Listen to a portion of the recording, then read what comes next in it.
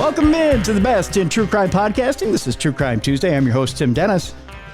Very interesting show today, folks. I want to talk to you a little bit about what happens when perceived jealousy takes over in a relationship and one person strikes out against a couple. Is that what happened in this case? Potentially. Or was it a homeless person who snuck into a house and killed Deborah Sue Williamson? Who killed Deborah Sue and why? The name of the book is Silent Silhouette. It was written by George Jared and Jennifer Buchholz.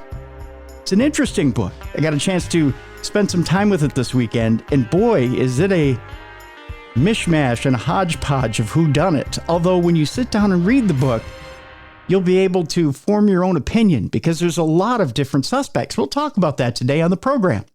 Award-winning journalist and best-selling true crime author George Jared is our guest. He hopes to take readers on a harrowing journey into the depths of this heinous murder. Prior to his work, Mr. Jared has written 3 other true crime books, Witches in West Memphis, The Creekside Bones, and Whisper in the Willows.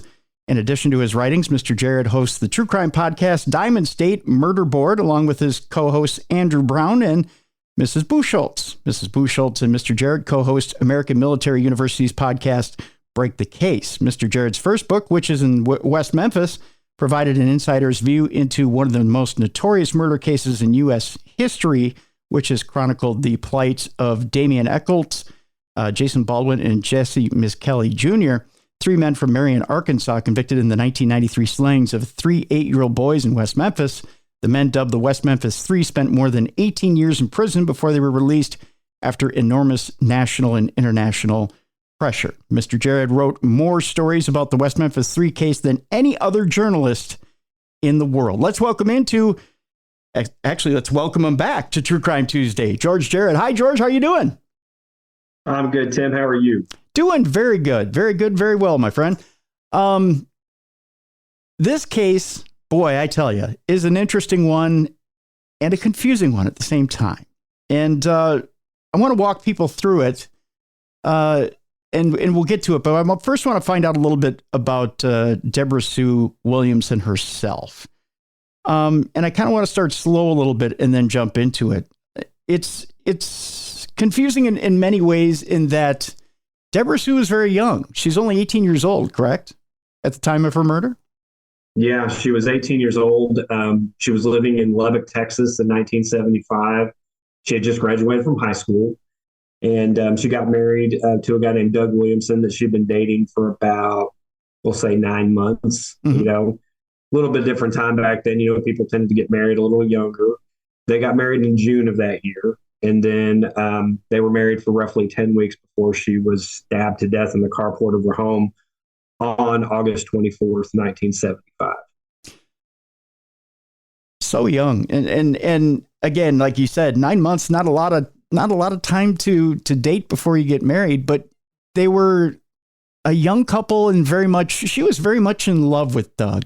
What's interesting in the book is that there's a letter that's composed from Deborah Sue to Doug, and it's quite touching, that particular letter. She talks about how warm he makes her feel, and she really emotes. And for such a young person to talk about the feelings that she has for him, it's really beyond her years, isn't it? It is. And in fact, she had several letters that we had. I don't think we could have included all of them in the book, but she was very well spoken through the written word, for sure. Actually, she wrote her dad some letters, too, that were pretty good. And, it was just a different era. People wrote back then, letters and things like that. It's not like texting or, our, Twitter characters or whatever. So we don't write the way that we used to. She was a very thoughtful and decent person. And one thing that I can tell you from interviewing many, many people who knew her, classmates, friends, relatives, and Tim, I think everybody wants to say about a murder victim that they were the nicest person, they were smart, they were successful. They want to say all these things, mm-hmm. which obviously for many of those victims, a lot of that stuff isn't true. It's kind of like a way, we were kind of like eulogizing them in a positive light, after the fact. I can honestly say this about Debbie. Every bit of information we came across about her personality was that she was a wonderful, caring person. Mm-hmm. Debbie had something kind of unusual about her for such a young age. She had a fear of not wanting to be alone, especially at home, which was unusual for her age. Normally with someone so young, they want to be kind of carefree out there, exploring the world, kind of a devil may care type attitude. Debbie was very much not wanting to be at the house by herself. If anything, Doug was the manager of a Pizza Inn, I believe was the name of the restaurant. When Doug was at work, she would come into the restaurant. Explain a little bit about that dynamic, if you would, George, and tell our listeners, why was it that Debbie was wanting to be so close? I think part of that could just be the newlywed aspect of it. Plus, at the time of her murder, she wasn't working. So it could have been just a case of she just wanted something to do, because she would go up to the Pizza Inn restaurant and she would help them if they had a rush or if they were busy. She'd help them make drinks, and she would go get change for the register if they needed it. She would like to do puzzle books, so she would often just sit in a booth and do her puzzle books. She had a healthy fear of the dark. Again, a different generation. I think a lot of people need to realize too that the mid 1970s was a time of horrific crimes around the United States. There was the murder rate skyrocketed. You had guys like Ted Bundy running around, snuffing out young girls. And so it was just a different time. Nowadays we got cameras and DNA testing, and, everybody was watching, Criminal Minds, written by my good friend Jim Clemente, by the way. I'll give him a shout out. There you go. So people are all, we're more locked into this world now, solving these crimes. Back in those days, if you couldn't find fingerprints, or somebody didn't confess, or you didn't have an eyewitness, these crimes just didn't get solved. So I think it's natural and typical for her to be afraid of the dark or things like that. And she was 18. She was still very young. Mm-hmm. But she liked to have companions. She had siblings who would come and stay with her from time to time. To me, I think she would probably be a very typical young woman in Lubbock, Texas in 1975. In your research and in Jennifer's research, do you feel like she knew that there was a threat against her, or that maybe there was someone in her past that she had dated that she felt uncomfortable with? Like maybe there was some retribution coming her way? I think that's possible. I think that she may have, I am a big believer in intuition, that we, as human beings, we have intuitions. We know things that we don't know, if that makes sense. Yeah. Yep. And the fact that it was pretty well profiled that she didn't like being alone and she was scared of the dark. And then she ended up getting murdered. So the fear was real for her. There was something in her life, something was going on internally where she felt there was some danger from someone somewhere. And I think that's real, because one thing I'll tell you, Tim, is when you're going through a suspect list, or we don't even use the word suspect. We always use the term person of interest, because that's, we just want to, compile a list of people who, and I always define a person of interest as just somebody who may have a connection or know some information about an unsolved case. Mm-hmm. And so when we compile that persons of interest list, we're, especially in this case, it is pretty obvious to us and a lot of the experts that we brought in to examine this case that this was someone she knew, that this was someone, the dynamics of just the house where she was murdered. So we don't know if she was confronted in the house or outside the house, because what happened is on the night of the murder, mm-hmm. she goes to the local Pizza Inn to eat with her mom, dad, and half sister. Okay. They go to the Pizza Inn, they eat around 7:00. They drop her back off at the house around 8:30. Mm-hmm. By this time it's dark. Well, we actually traveled to that house in August of 2021 because we wanted to see what it was like to be on the ground the night of the murder. So we were there, and the person who occupies the home now was very gracious. At first, he did bring a rifle out, because he didn't know who we were. Oh, jeez. I sent him a nice gift basket after that. The next day, he had a puppy. I played with the puppy. Mm-hmm. One thing that was very useful for us was the fact that the house hadn't changed at all. The doors were basically the same. The windows were the same. And so we could get out there and we could visualize, okay, how did this crime go down? And one thing that we noticed right off the bat when we got there, how dark it was even now. And back in 1975, there was only a 2-lane road in front of her house because her house was in South Lubbock. It was going out of town. Mm-hmm. It was in a rural area. There were vacant lots around them. We actually one of our crowdsource team members actually found an aerial photograph from 1975 that they had. And so it was very dark. When we go back in present time, there's a 5-lane road. It's built up all around it. We go into that backyard around 9:00 that night, and it is pitch black. You couldn't see anything. And so immediately, Jennifer and I look at each other. We're like, well, the person who did this had to know this yard, had to know the layout of the yard, mm-hmm. because there's no way you're not going to be stumbling around in the dark, because there's only a couple ways this can happen. The person goes in the house and confronts Debbie. She runs out of the house. They stab her out of the carport. She comes out of the house and they ambush her like somebody was sitting in the flower bed or behind a bush, because there was a little bit of that stuff right there by the door.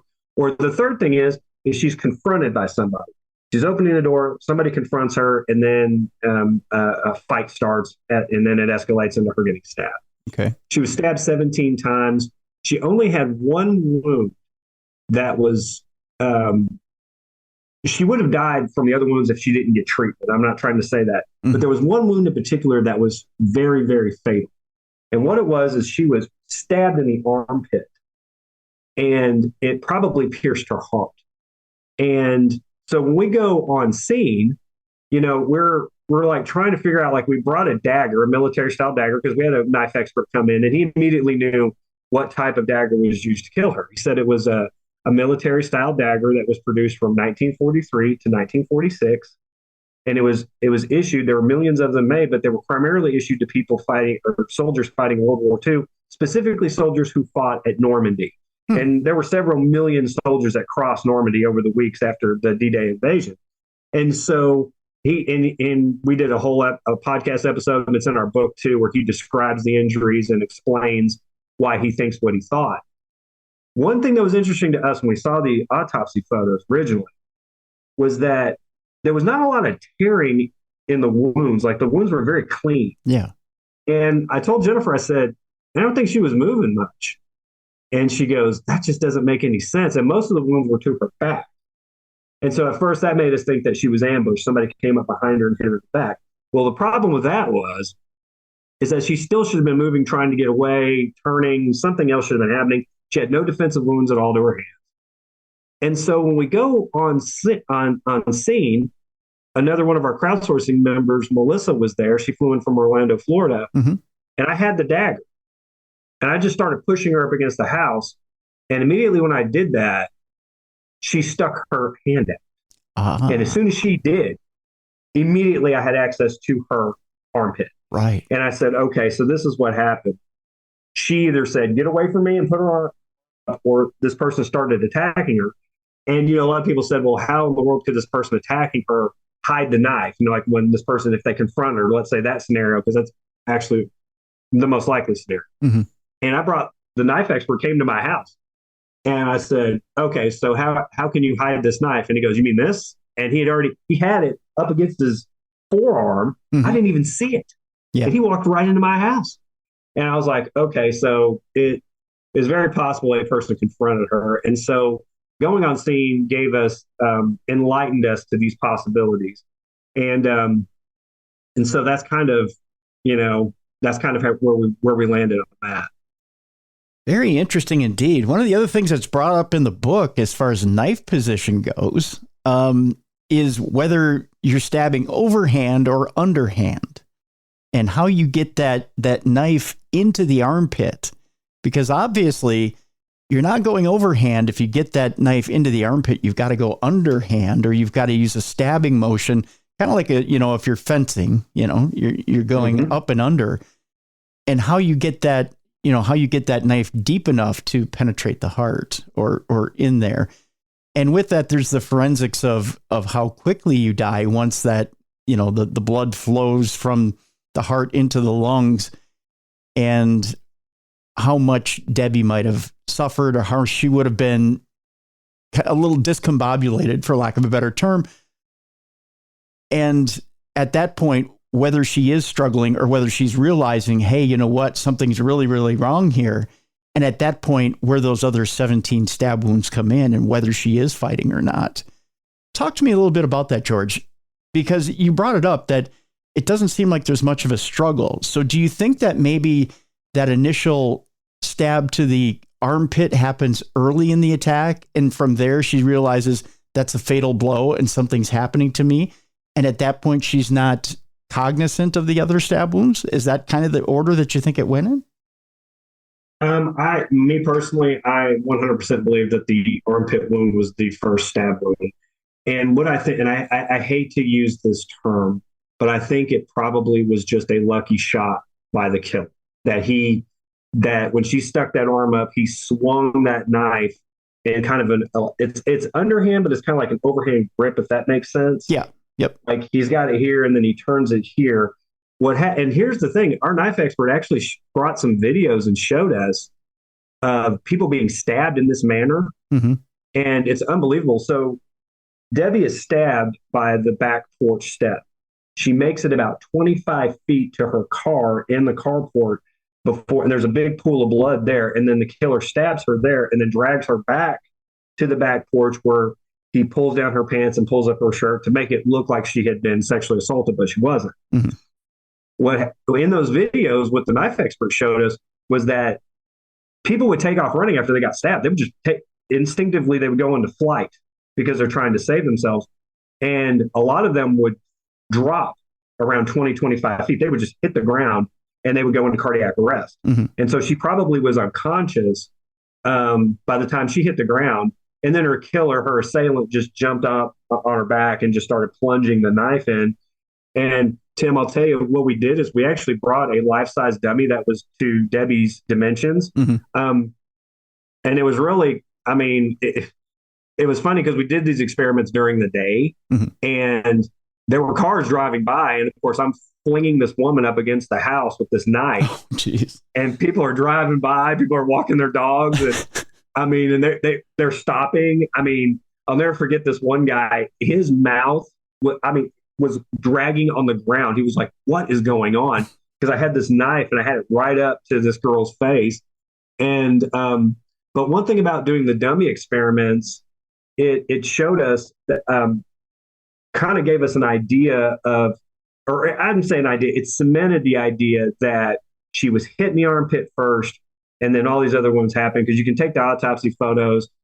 They're very clean wounds. And I've seen, I've written about a lot of murder cases through the years. I've seen a lot of autopsy photos, a lot of knife wounds, mm-hmm. and they're normally jagged, because the person's fighting or struggling, and just none of that. It was just clean. There's some other things surrounding the actual crime itself. They're a bit curious. There's a hoe that's thrown into the window. Is it the side window of the house, or the? Explain a little bit about that and what the premise is behind this, and what might have been the motivation. I think the motivation was just to throw people off, to make it look like it was something different than what it was. Because here's the deal: the person took a garden hoe and smashed out like one of those little, those little windows you have above your kitchen sink. Yeah. Like quite literally a window that no one could climb through, that if you did try to climb through it, you would scratch yourself all up. And if you climb through it, you got to navigate coming down into a kitchen sink, when the door, which is literally like a foot away, 2 feet away, is wide open. So it was just some sophomoric, ridiculous attempt by the killer to make it seem like there was a different motivation for this crime. Oh, and by the way, there's 2 sliding glass doors on the other side of this window. So if you really were trying to break glass to enter a home, you would just smash one of those windows out and walk through. So it was just an attempt by the killer to muddy the waters, to try to add a component in there. Also, so to go back to the timeline of the night, so she went back home. She was supposed to return to the Pizza Inn that night because she was supposed to help her husband do inventory. And he called her around 9 o'clock, and she said she was going to show up there after she got done watching a movie. Okay. The movie she was watching was The Odd Couple with Jack Lemmon and Walter Matthau. Okay. And we know that because the TV was turned to the ABC affiliate. The movie ended at 9:30. So she was supposed to return fairly quickly. One of the reasons she also was going up there is that her husband had borrowed $140 from the Teal to buy a CB radio that week, which was perfectly fine. They were allowed to borrow money from the Teal if they were a manager. They just had to make sure that they rectified the register by the end of the week. So she had $140 in her purse, which, again, back in those days was not a small. It was a very significant amount of money. Right. I mean, I think minimum wage back then was like $2 an hour or something. So $140 was a lot of money. And so her purse was taken, and the money inside of it was taken. Her husband, Doug, around 10 o'clock starts calling. Like, he's calling everywhere, trying to figure out, okay, where's Debbie? What's going on with Debbie? A little bit different time. I've said it several times already, but, no cell phones, obviously. People being out of pocket wasn't as big a deal as it might be now with all the ways you can communicate. But he called her parents, said, hey, Debbie out there. So finally, he's able to close the Pizza Inn down around 1 o'clock. He's able to leave. He leaves the waitress, and another friend of his named Lex had showed up to help him do inventory. And another friend of his named Paul was supposed to come and do inventory too. Now, Paul worked there. He was a cook, and he had previously dated Debbie. So as Doug is leaving, Paul is pulling up. Doug goes out to the house. He immediately notices the back door is open. Something's not right. As he's walking up, he stumbles upon her body. And he freaks out, jumps into his car, drives back to the Pizza Inn, which is about 4 minutes away. And again, some people have made a big issue about this. Why didn't he go in the house? Well, I'll say this. You don't know what you'll do if you find a dead body on your back porch. Right. You might not go in the house. Most people probably wouldn't. And then when he called the police, he said that she had been raped. And, when I interviewed Doug, I went to his house in Missouri, and I said, Doug, you told him she was raped, but you knew she was dead, right? And he said, of course I did. And what it is, Tim, is it's a psychology. It's kind of like when somebody loses their child. They don't say that their child's kidnapped. When they call, they don't say my child has been kidnapped. They say, I'm missing my child. I can't find my child. Because kidnapped has a connotation of meaning that you're never going to see your child again. Anything else has a connotation of the kid's just lost, and he or she'll be coming home very soon. Right. So, and that's kind of the same thing. Yeah, and at this point, I can imagine Doug's hysterical. He's well, for all intents and purposes, he knows she's dead, but he's lost his mind. He's lost the love of his life. I tell you what, at this point, George, let's take our break. When we come back, I want to get deeper into the case, and I do want to ask. I want to throw a secondary theory about that garden hoe, because there's a bit of a theory about the fact that maybe it's not somebody who's connected to Debbie that might have broke in. There's a little talk about maybe it was a homeless person. I want to throw that at you too. And I want to get into the players surrounding Debbie and some of the suspects surrounding Debbie. We'll dig deeper into this case when we come back. The name of the book, which, by the way, we have a link in the description of this program that you can pick it up right now during the break, is called Silent Silhouette: Who Killed Deborah Sue and Why? George Jarrett is our guest. He's the co-author of the book. Jennifer Buchholz is the other author of this book. Again, pick it up during the break. When we come back, more with George Jarrett, and we'll talk about who killed Deborah Sue and why. It's coming up next on the best in true crime podcasting. This is True Crime Tuesday. Welcome back to the best in true crime podcasting. This is True Crime Tuesday. I'm your host, Tim Dennis. Our guest is author and journalist George Jarrett. He is the co-author of the book Silent Silhouette: Who Killed Deborah Sue and Why. Jennifer Buchholz is the other co-author of this book. You can get the book in the link in the description. Also want to mention the podcast. And George, the podcast again is? Diamond State Murder. All right. And we'll have a link to that podcast as well in the description of the program. So you can check out Diamond State Murder Board. Again, George does that podcast with Andrew Brown and Jennifer as well. Getting back to the case here now, George, let's start to talk about some of the players and why there might be some guilt there. At one time, and reading the book, there's mentioned, and it's just loose mention, that maybe there might have been a homeless person that might have wandered onto the scene and might have killed Debbie. Again, loose theory. Now, when we kind of dismissed the hoe being thrown through the window, but as we were talking about it, I thought to myself, okay, if you're going to get somebody's attention to draw them out of the house and you're not just breaking into the house, wouldn't you want to throw something through a window to get somebody to get to the door so that you could do your business? Wouldn't that be a distractionary type measure? Would that make sense? Yeah, Tim, it could be. I mean, anything's possible. I think that that people will need to understand the dynamic of the house too. You've got the back door, and then you've got the front door, which is the opposite end of the house. And there's a main highway right there in front with cars. Even in 1975, there were cars going by. And there were several people who did actually, there were police reports of people driving by, and the police went and talked to them, really didn't get much out of them, but there were people there. We first started studying this case before we even went on scene.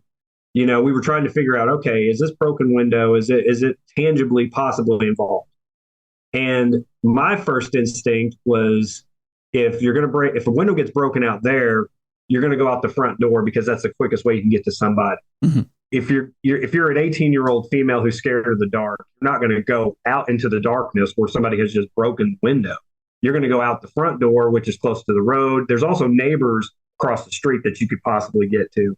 So that was just my first thought when I just saw it. I was like, okay. And then when we got on scene and we saw the window, we were just like, this was just, in our opinion, it was just a ruse. It was just a way for this killer to try to just muddy the waters a little bit more. So when the police are investigating, and I'll also tell you this, there's also a fact that also supports the conclusion that this was just a ruse.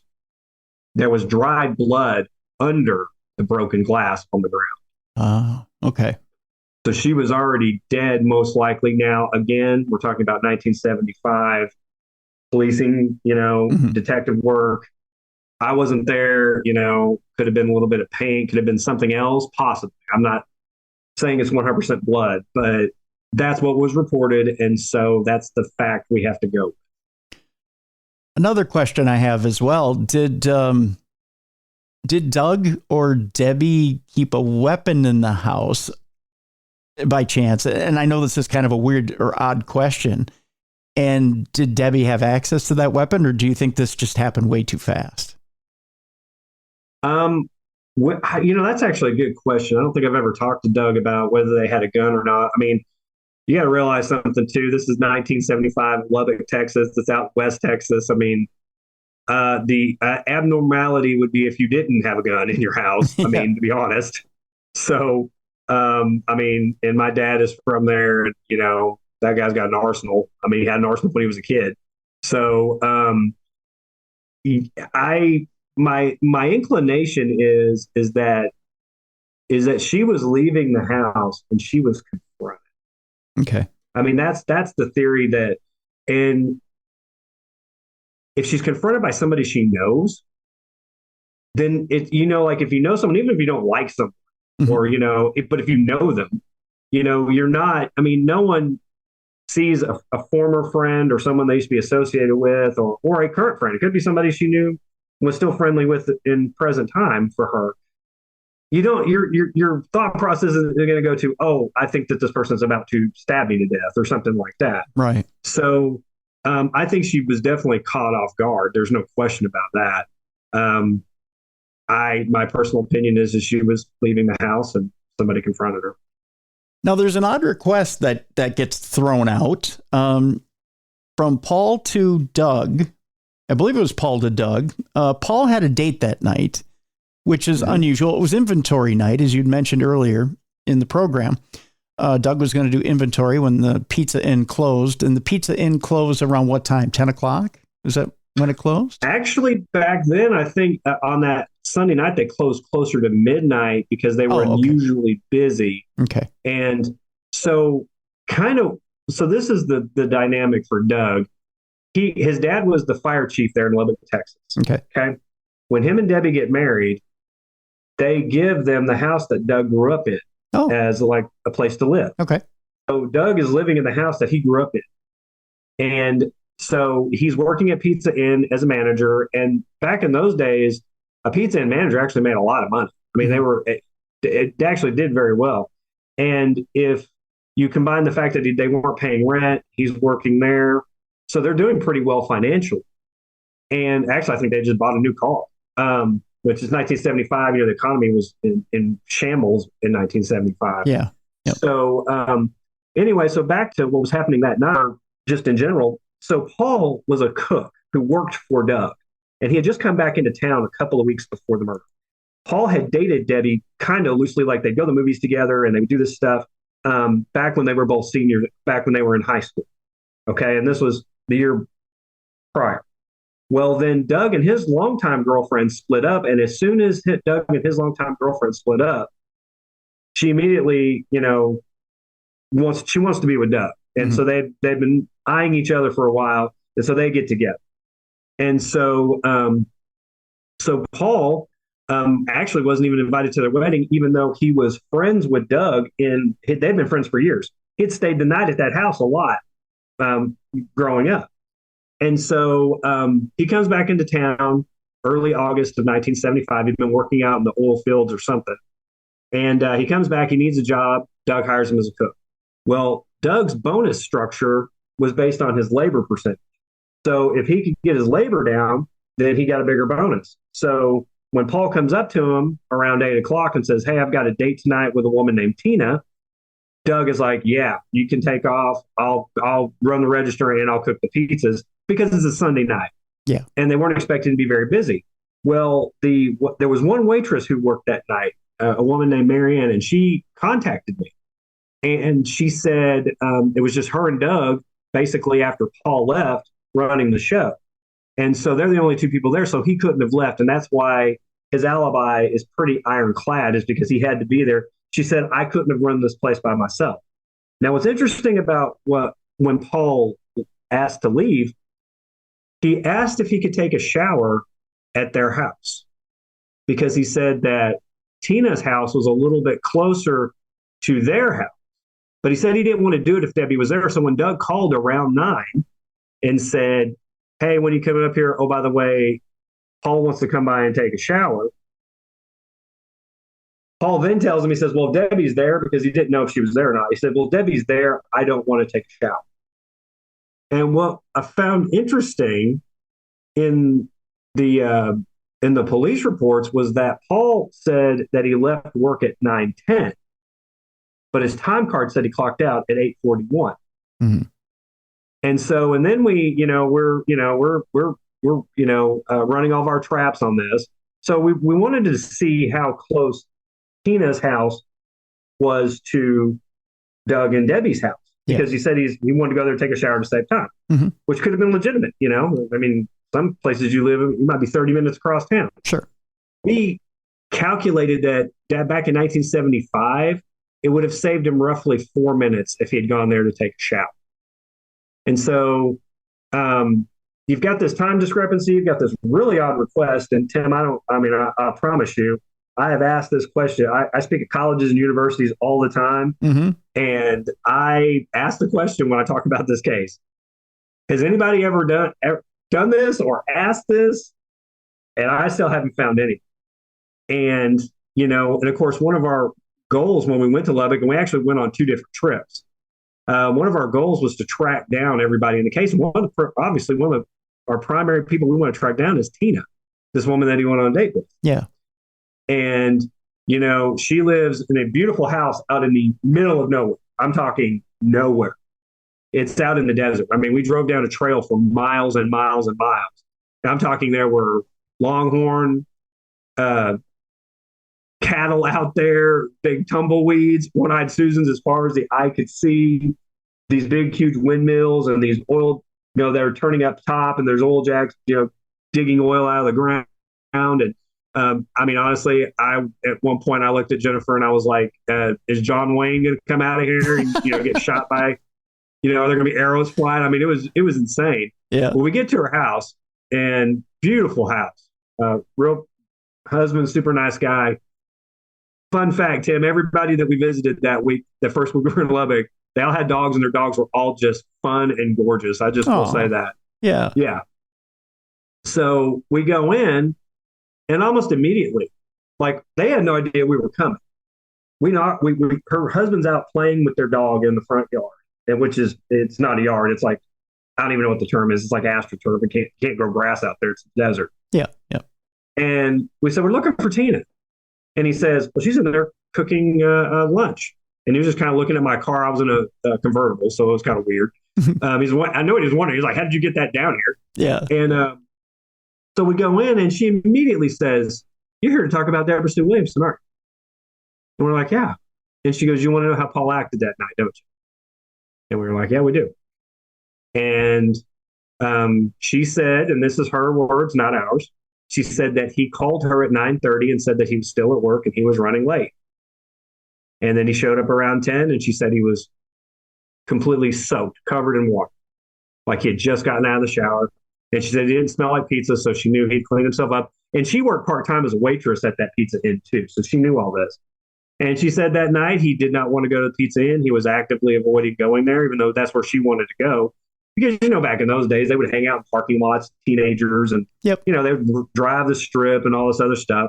And he kept he took her to the McDonald's where she didn't want to hang out. And, when we asked her, what did you think about his behavior? And she said it was very odd that night, but she said he was kind of an odd guy, so she didn't think anything of it. Later on, after he failed a polygraph test and he had been interviewed by the police multiple times, she got a phone call from someone she had never met before. And because she went to college at Texas A&M, so she left literally days after the murder to go to college. Okay. And she gets a call one day, and it's Paul's father. He called and wanted to talk to her about her version of events that night. And he was recording her giving this version of events. And, and Jennifer said to her, she said, so did you feel like you were being coached? And she said, yes.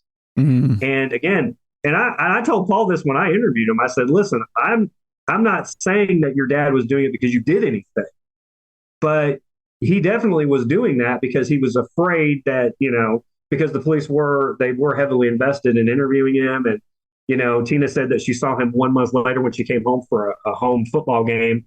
And she said he lost 30 pounds. And he was telling everybody that he was the primary suspect and they were after him. And so just talking to her, it was very interesting.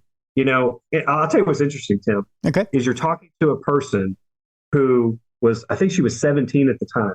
Mm-hmm. She's in her 60s now. And she's talking about something that happened in her teenage childhood. And it was just stuff like that just fascinates me. I'm always fascinated with history and perspective. And just seeing and talking to her, and you could see in her body language when she started talking about him being late, she was still mad about him being late then. I bet. Especially, in such a life-changing event. There's certain things, George, that you carry with you your entire life. And I think she knew when Paul's dad called and was trying to coach her up, I think she knew at that point what he was out doing in her mind. And I think that stuck with her, and it just stuck in her craw. And yeah, you're probably on the receiving end of some rage, I'm sure. Yeah. No.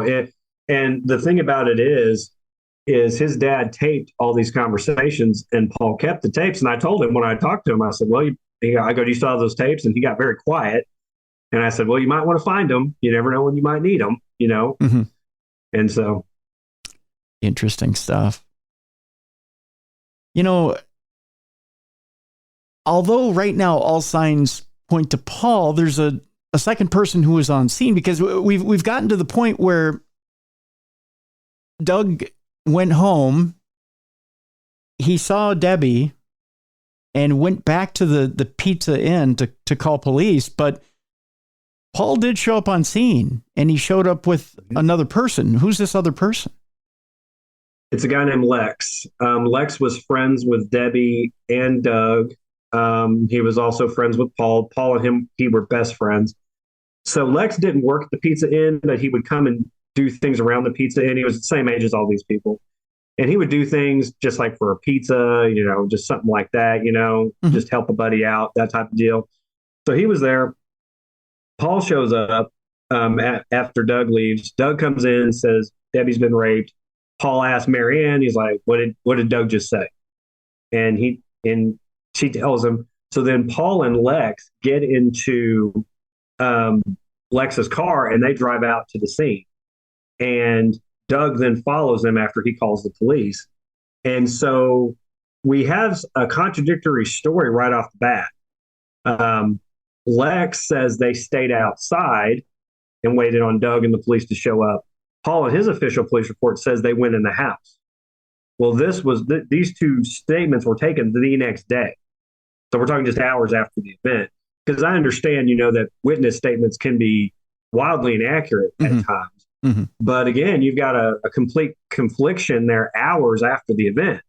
So did they go in or did they not? And so, and then I'll say this, and again, I'm not accusing Paul of anything. These are just the facts that we uncovered and that are in the case file, and anybody can read it, public file. Mm-hmm. Well, the police have never released it, but, it is a public file. So about 2 weeks after Debbie's murder, Doug and Paul, they're friends. Yep. They go out to Debbie's parents' house just to visit, Mm-hmm. And while they're sitting there, the two guys get up and leave. Underneath this couch cushion, they find Debbie's keys, the one that Paul was sitting on. Mm. What was weird about it is that her keys had been, when they reported stuff that was missing, this set of keys was reported missing by Doug days after the murder. And so now they appear underneath this couch cushion.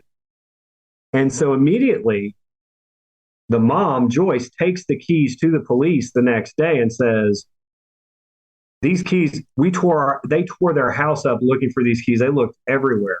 And then they just showed up underneath this couch cushion, which, again, Tim, you know this. Yeah. Back in the day, couch cushions were different deals than they are now. Right. Your keys would end up in there, your paper clips, money, change. I mean, if you needed money for something, you just go couch diving. Yep. And so people were used to taking their couches apart and looking for stuff. Yep. So when they found these keys there, it was highly suspicious. And that's when the police really started focusing on Paul, was after this keys incident. Mm-hmm. So Lex is out there with Paul. Lex has a weird statement that he says, which seems odd. It's not very sympathetic. What's that statement that he says? So Lex, he was interviewed by police. Now, he had gone to prom with Debbie. So if you see any media accounts, there's some that said that she dated multiple guys. They just went to prom together as friends, but they knew each other. Mm-hmm. And, we tried to get a hold of Lex, and he would not talk to us. And so we know we have his phone number, but we don't know who it is. It could be anybody, when somebody's texting. So in the book, we just call them the texter. Okay. And so that's how we identified. And we believe it's a female relative. Anyway, during one of these back and forth sessions with this texter, Jennifer and I both went back and forth with this person. At one point in one of these sessions, the texter says he told the police everything he knew back then. If they didn't do their job, that's not his fault. Ugh. And so the implication, I think you could probably be in about the third grade. The implication is that, hey, I told them everything I know. If they didn't arrest the person, then that's on them. Which is a suspicious statement in itself, right? I mean, that seems like he's covering up something. Like maybe he knows something. Wouldn't you think? It's possible. I mean, I don't know. Yeah, all I've got is his police statements, and he won't talk to us for some reason. Oh, and I'll tell you who else he won't talk to. He won't talk to anybody in her family either. He talked to one of her youngest half sister. He talked to her one time back in 2017, and the conversation was very brief. And quite literally, I had that sister with her cell phone in her hand. I said, "Call him right now," and she called him multiple times, and he never ever returned her call. And Paul never talked to her either. When she tried to call him multiple times, and he never, ever returned her call. Bizarre. There's another player in this story as well, George, and it's Debbie's brother, which a lot of people wanted to pin this murder on Debbie's brother. Can you tell us a little bit about Ricky and what it is about Ricky that made everybody think that maybe it was him? Sure. So Ricky was a year older than Debbie. They were pretty close in age. Ricky had a drug history. He had committed some crimes in the past. And the summer prior to the murder, he and Debbie had gotten into a fight and he slapped her. Okay. And so automatically, one of the thoughts, and the reason he slapped her is because he wanted money and she wouldn't give it to him. Mm-hmm. Now, I read, again, this is a generation before us. I read that and I thought, okay, I've got sisters. We slapped each other all the time when we were teenagers. I mean, we were mad at each other. Things happen, that's just siblings. Yeah. And it was nothing more than that. So I didn't think much of it, but it's 1975. They're thinking, okay, he's got a criminal history. He has attacked her before, quote unquote, and it was over money. So the thought process was, okay, he took the purse because it had the $140. And so the only problem I had with that is that she still had a wedding ring on that wasn't taken. Mm-hmm. The person didn't go into the house to, get, more stuff. Why wouldn't you go in there and rifle around? There might be more money in the house. There might be, and there was no signs of any of that. And also, and Jennifer and I had a pretty lengthy conversation about this part of it, just from a behavioral analyst perspective. And Jennifer does a lot of behavior analyzing. I don't know how you say that, but she analyzes behavior. I'll say it like that. Sure. And what are the chances? Now, is it possible that a sibling would kill another sibling? Yeah. I mean, it's a biblical, but it's fairly rare, but it's usually over like an inheritance or something like that. It's, it's over money. But what are the chances that he would stab his sister and then drag her body back to the porch and then pull her pants down and pull her shirt up, exposing her female private parts? Yeah. That didn't make any sense. No, that doesn't make sense.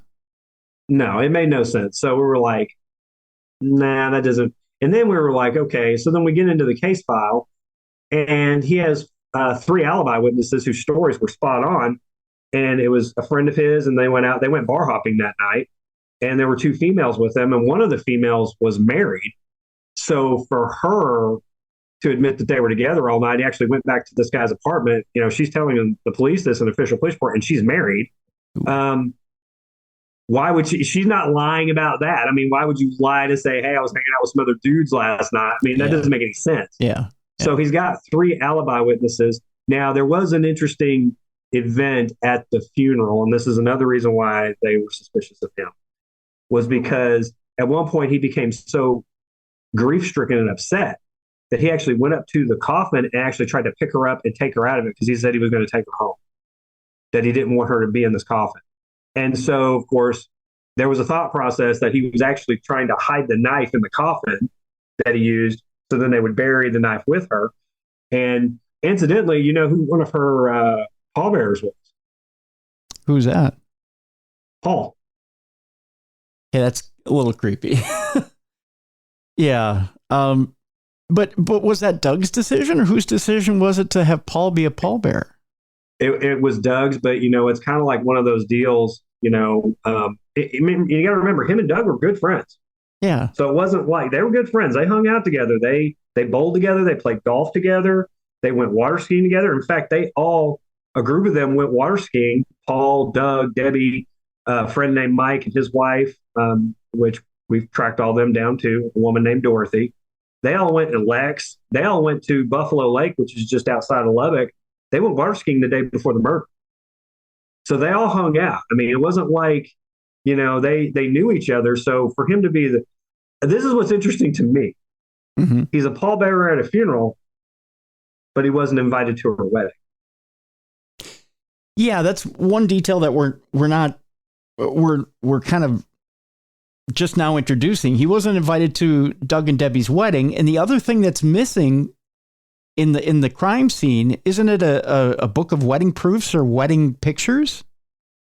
It's a wedding proofs, and how I try to explain this to people is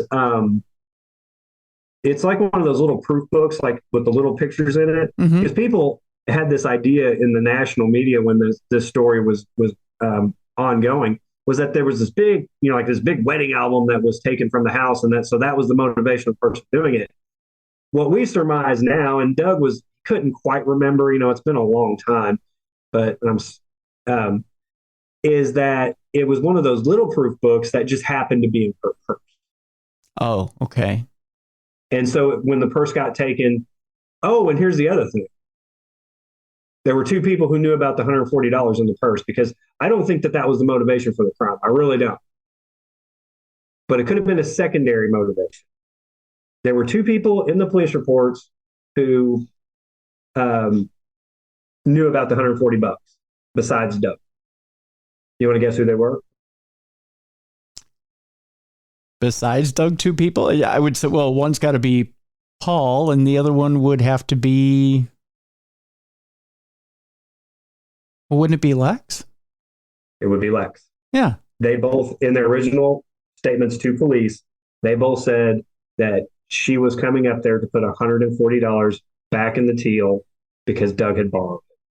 So they all knew that she had this money as well, and the purse was taken. Yeah. And with Lex making questionable statements and Paul ducking and dodging things, there's, you've got two pretty good suspects there as to who would potentially have killed Debbie, I would think. The one thing about Paul, when he called me in October of 2021, because he would not return our calls, text messages, actually went by his work, and he just vanished when I walked in there. One thing that when I talk to him, that is, it's always alarming, is when I have the case file and I know what you said to police, and I ask you a question and you don't tell me the truth. And now there's some, and I'll give you an example. In this case, Doug was polygraphed. Mm-hmm. And I asked Doug, I said, Doug, was there any part of the polygraph you failed? And Doug said, yeah. He goes, there was one question I failed on. I go, which one was it? He said, when they asked me if I killed him. And I said, okay. I knew he was telling the truth because I had the evidence. He didn't know I had it. Yeah. And so we already knew, and he was honest. And here's the other thing. Even if I didn't know that, he was giving a truthful answer, because that would not be the one thing that you would lie about. Well, I failed when they asked me if I did it. And then Doug correctly said, because I'm very familiar with polygraphs, he said, well, they told me I would have had to have failed a bunch of other questions in order for that response to be accurate. So it's just one of those things. And so George, real quick, if I can interrupt you, why? Because people think, there's some people that are in the school of thought of thinking that polygraph is infallible. There are others that are thinking, well, no, it's far from accurate. Why in this case would Doug, even though he has an alibi, he was at the Pizza Inn the entire time that, the entire time frame that Debbie's at the house and being killed, why would the polygraph register that question as being deceptive? Why would Doug show up as being deceptive on that question of, did you kill your wife? There's a number of possibilities. It could be the person conducting the polygraph. They quote unquote score each question, mm-hmm. and maybe he was inaccurately scored. Okay. Polygraph machines back then were, and again, they don't need to be used as evidence in a court of law. I 1,000% agree with that. Yep. But they are a tool, and that tool has actually gotten a lot better through the years. Yep. It's more accurate now. So it could be a number of factors. And here's the other thing. They may have just told him he failed. Just to try to get a response at it. They do that a lot. Yeah, true. Then they don't have to tell the truth. They're not obligated by law to tell the truth. And so, and it's actually, I hate to say it, it's actually a very effective method. I mean, I've seen it work a lot of times where they'll lie to a suspect about something and then boom, they get the truth. So, it didn't raise any alarm bells with me when he failed that question. What raised alarm bells with me with Paul is I said, so you and Debbie dated? And he goes, oh, no, we never dated. He goes, we might have went out for a drink or something. And I was like, when she was 17 and you were in high school? Yeah. Like, come on, man, really? So, and again, but here's the thing. Just because someone can't remember or just because someone, is either they can't remember or they're lying, that doesn't mean they committed a crime. I mean, I've seen people. I wrote a book about false confessions where people will falsely confess to murders they did not commit, because I've experienced it several times where somebody went in there and after hours of being interrogated, they just confessed to a murder they absolutely didn't commit. And one of them, it was scientifically proven there was no way he could have done. Interesting indeed. So we've got these players here, but of course, in 1975, there's no DNA evidence. But there's the tools out there now to try and collect some of that DNA evidence. Without spoiling the book so much for people to go and get it themselves to see what exactly has been done with the case. Is there, I'm trying to think of how I should frame this here, George. Is there enough evidence from the scene from 1975 for you to move forward and try to find the killer that way? We believe so. Okay.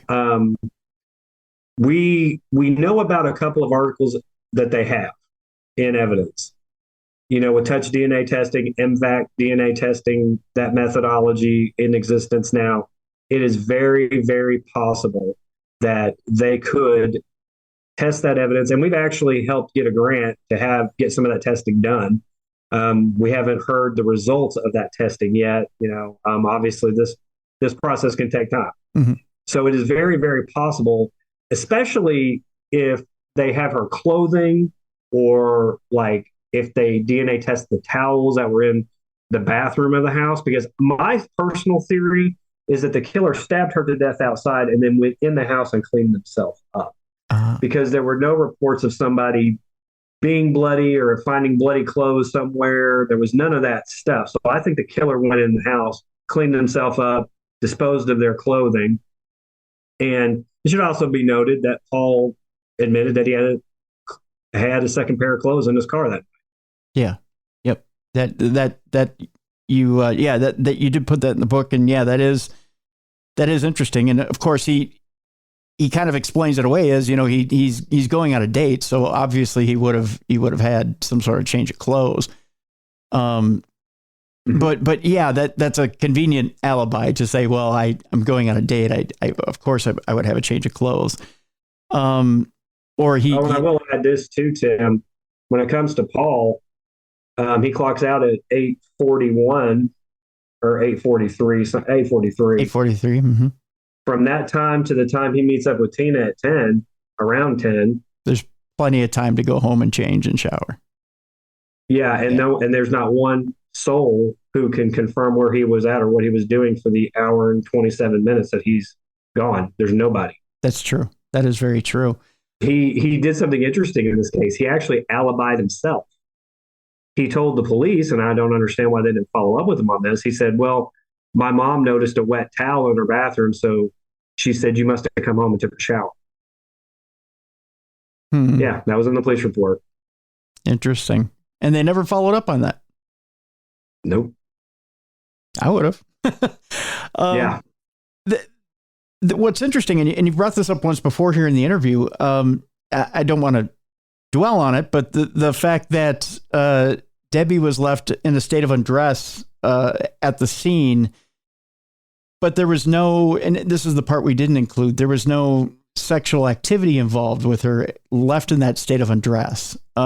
So it was more of a humiliation tactic? Is this what we're left to believe, that maybe the killer left her in a state of undress as kind of a message to Doug? Yes, that is one thing that Jennifer really honed in on early on when we started studying this case was, there could be levels to this. You undress her this way because you want to make it look like a rape, and she wasn't raped. So then you're muddying the water, just like with the broken window. But the fact that this is something else we learned when we went on scene. So where she was stabbed next to her car was actually the darkest place on the whole property. Okay. By the kitchen porch, that porch is the most well lit spot in the entire backyard. It's not well lit. Don't get me wrong. It's not well lit, but it's the most. What logical reason would a murderer drag her body back from the darkest place on the property to the best lit place on the property, pull her pants down and pull her shirt up? It could be because he was wanting Doug to find her there. Yeah. Because it defies psychology. We have a partner team at AMU University, the cold case team. I'm a part of it. And our partner team has been in Parkersburg, West Virginia, working on a case. And the authorities there for a long time thought this girl, it was an accident. She ended up at her family farmhouse, and the whole place got torched, and they found her body basically cremated in the bottom of a root cellar because the fire was so hot. Oh. And I was eating dinner with the detective on the case one night with Jennifer and Melissa. The four of us were sitting at a table, and I said, "So you think this is possibly an accident?" And he goes, "Yeah, I think it's possible." And they want it to be an accident, for obvious reasons, because if it's an accident, then they don't have to, there's no investigation, they don't find murder. And I said, "So let me just get this straight. Somehow, some way on this 110-acre property, there's no hole dug. So if you were going to murder someone premeditated, you dig the hole, you murder them, and you throw them in the hole, and you cover them up, right? That's how you do it. The best place to conceal her entire body is this old root cellar that's down deep in the ground. And she ends up down there somehow. And somehow accident, she falls down there, and then somehow the whole place goes up in flames." I said, "So on the entire property, she ends up in the best place to conceal her body. What are the chances?" Yeah. No, it didn't happen that way because somebody drug her body down there and then they torched the place. Yeah. And so, because that's human psychology, you're going to try to get the body to the least, the place where there's the least chance it's going to be found. Mm-hmm. And the least chance it's going to be found, even though it's going to be found on a carport at some point, is in the darkest spot. But this killer went back to the most well-lit spot. It's because there was some subconscious emotional mechanism that was churning where this person wanted to say, "Hey, this is what you had and this is what I took." And with that, you would think, George, that, okay, so the killer wanted to send that message to Doug, wanted to humiliate Debbie. You would think eventually with that mindset that killer would also then want recognition for his work. Eventually, because that's where the worm turns. That's where the ego comes into play. You would think. Am I off on this? No, I think if you're talking about like serial killers, and I've dealt with some of those, I think, yeah. But I think, a lot of people who commit murder, they'll do it like one time in the heat of the moment, like it'll just be a spur of the moment passion thing. And the rest of their life, they'll never do it again. But there was just that one moment when they snapped and they lost it, and then they killed this person, and they know that they can snap like that again. And so I think that it's probably the opposite for a lot of murderers. They want no recognition as long as they're free. Now, once they get into prison, once they get caught, then maybe they want some recognition. I've dealt with that too, or they want, story. They want people to talk about it. And I've dealt with that. But in this case, I don't know. There's been I've covered a lot of murders, and every single one of them, there was a murder I covered up in Dyersburg, Tennessee years ago. And I interviewed the husband of this woman who got murdered. And after I interviewed him, I was like, this is kind of fishy. And 10 years later, he gets arrested. And he wasn't seeking attention or anything for this. He hired a high-powered attorney. He was actively trying to have people not talk about it.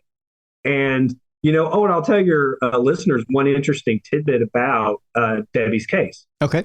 Debbie was one of the Henry Lee Lucas phantom victims back in the mid-'80s. Okay. Yeah, Henry Lee Lucas confessed to like 600 murders that he didn't commit, and Debbie's was one of those murders.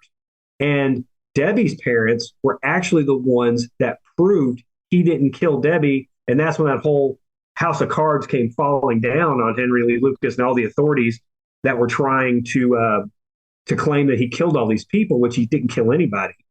And maybe his mom. I don't remember. Anyway, I think he killed maybe one person. Yeah. And what's interesting, you know what happened in this case? What's that? The DA was so mad at the family for proving that he didn't do it.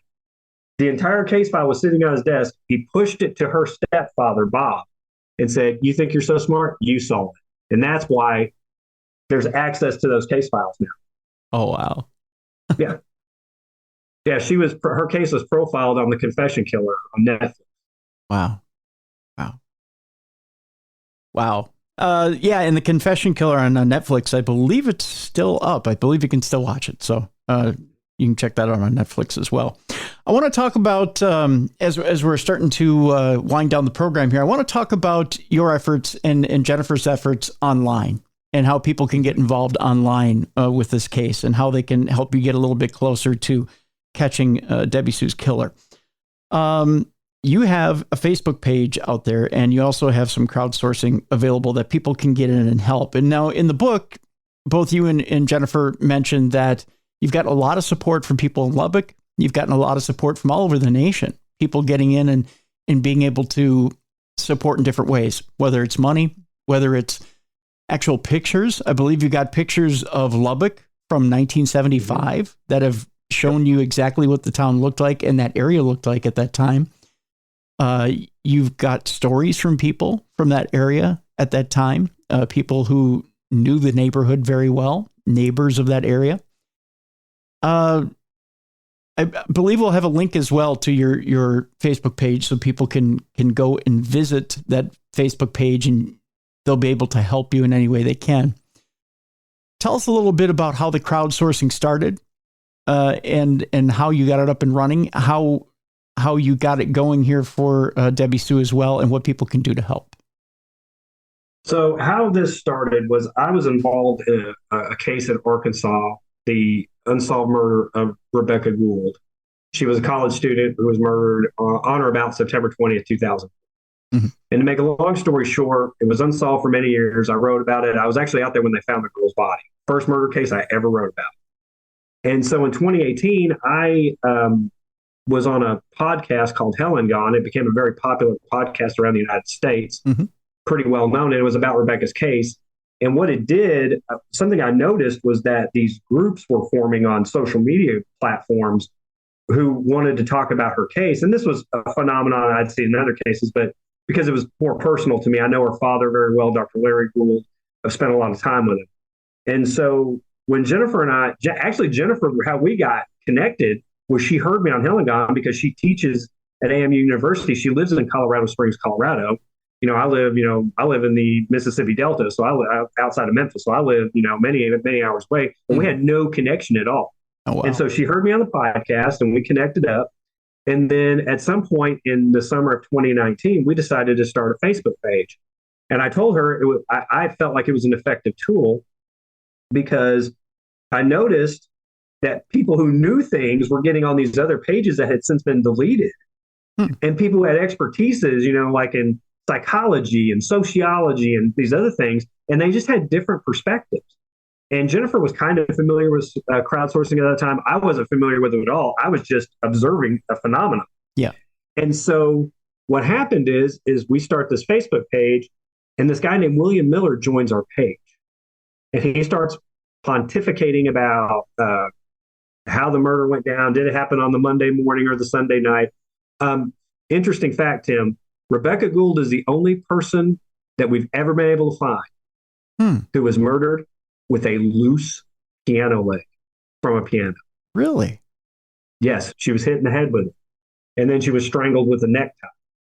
And so this guy, well, to make a long story short, I think I told you earlier, on my birthday in 2020, he confessed to her murder finally. She had dated his first cousin, and she was murdered in the first cousin's house while the first cousin was allegedly at work. And so we had lured this guy onto this page. We'd gotten all this really, I mean, just unbelievable attention. We were getting family, friends, people on the peripheries of all these families. They would just call me out of the blue and say, I need to talk to you. And so this crowdsourcing method, it really worked out. And so when it came to Debbie's case, we actually went to CrimeCon in Austin, Texas in 2021, and we gave a presentation about what we did in Rebecca's case. Mm-hmm. And that actually led us to Debbie's case because we thought, okay, can we replicate this same kind of effort? And what I tell people is that even if you're living in, like you're in Minnesota, or if somebody's living in Washington State, or somebody's living in Australia, which we have people from all over the world that join these pages, mm-hmm. you join and you still can contribute. There's something valuable that you can contribute. And one of the ways there are two examples I give. One is William Miller, when he joined our page, he was actually living in the Philippines. There was no known connection, quote unquote, between him and his first cousin. We had an amateur genealogist, a house mom, housewife, house mom, whatever you want to call her, mm-hmm. who she loves doing genealogy. So anytime somebody would join our page, she just start doing the genealogy on them. And I'm talking within no time at all, she's like, hey, just so you know, that's his first cousin, because he was the suspect in the case. And so we immediately knew that. And she doesn't live in Arkansas. She has no connection to Arkansas. She had never met Rebecca Gould. I mean, it was nothing. She was just a homemaker who was, loved genealogy. And the second thing is, in Debbie's case specifically, so Doug lived a little over an hour from me. Mm-hmm. If we had spent all of our time in Lubbock trying to find Doug, it would have been much harder when he just lived an hour up the road. So if we had people from Doniphan who were on a page, they could have said, hey, he actually lives in our community. It would have been, so I think that there's some assumptions about, like what your profession is or where you're geographically located, that you kind of got to throw those out the door and just join and see if you can help, if you want to help. Yeah. Yeah, absolutely. It's, and we have been talking before the show, it's amazing what the internet has done for true crime and what it's done for solving crimes.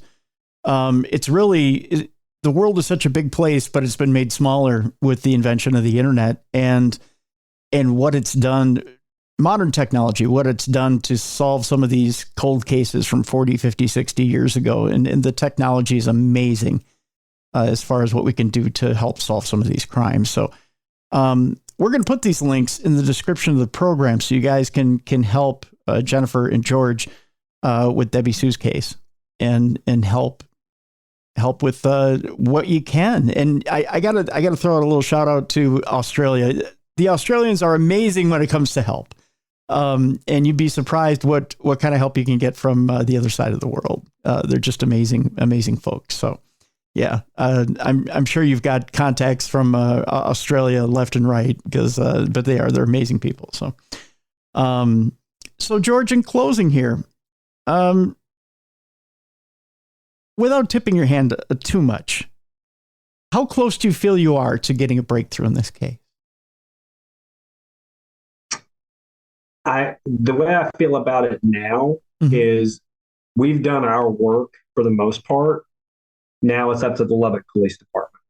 Mm-hmm. And I know that there's a perception out there that, we have to have DNA nowadays. We have to have all these things. Well, here's the problem with that. I've been doing this a long time.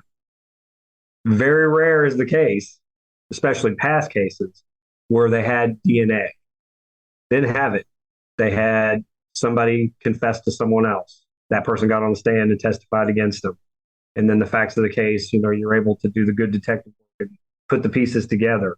And so I'm hopeful that they will have a DNA outcome in this case. Every day, you're in this space all the time, Tim. Every day we turn on our computers or turn on the TV. There's another 1971. It's been unsolved for this long, and DNA solves it, or genetic genealogy, or something does it. I'm hopeful that's the case in this case. I hope that there is something. However, if there's not, there's still another option. Yeah. Is to go out and do some old-fashioned police work, because Jennifer and I say this all the time. You cannot commit a murder and get away with it for 40, closing in on 48 years, and not have told somebody somewhere something. Do you have a fear that whoever committed this is going to pass away and get away with it? Oh, yeah. And there's a possibility that's already happened. I mean, her brother Ricky was a suspect in the case. And again, anything's possible. You got to realize, I mean, maybe there was something they knew that just didn't end up in the police reports. We highly doubt that, but he committed suicide in the 1990s. So that's one suspect that's already gone. And the other people of interest in this case, or people that the police have interviewed, they're all in their mid to late 60s now. They're getting up there in age, and it's not uncommon for people to die in their 60s, Yeah. So it's very possible that the person who did this may end up getting away with it before they face any type of retribution at all. And I guess, and just subjectively, what do you feel is an appropriate punishment for the person who killed Debbie?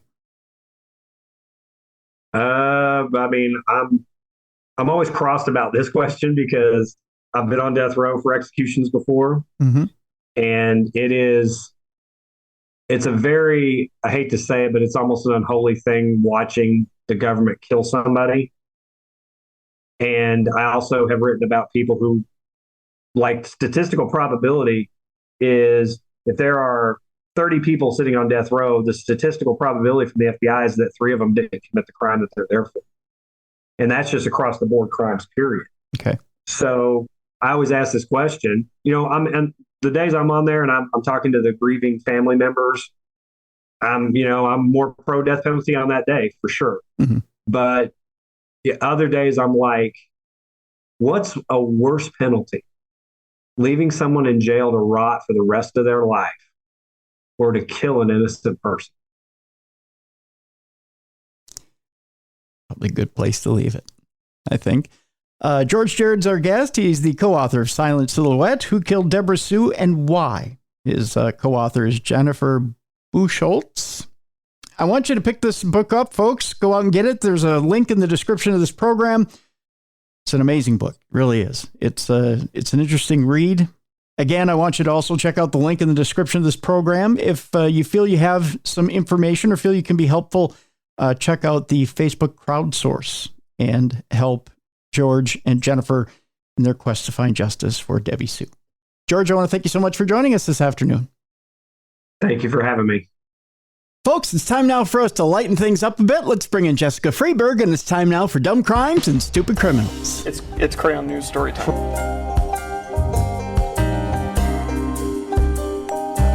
What happened with this dude, Christ Bearer? I heard he cut his penis off and then jumped off a balcony. Suspect pulls gun from butt, shoots twice at Denver police. What is your emergency? I need help. And what's the problem? I'm too high. You're too high? Yeah. It's that time once again you love on True Crime Tuesday, the time you're all looking forward to. It's time now for Dumb Crimes and Stupid Criminals. Unfortunately, I went a little long with our guest, so we're bringing in a better guest host. A hostess with the mostest. You may think I'm going to say who I think I'm going to say, but I'm going to say a curveball. I'm going to throw you a curveball, folks. It's Jessica Freeberg. How you doing, Jess? I'm great. Tim, how are you? Very good. Very good. I'm so excited to have you on the program today.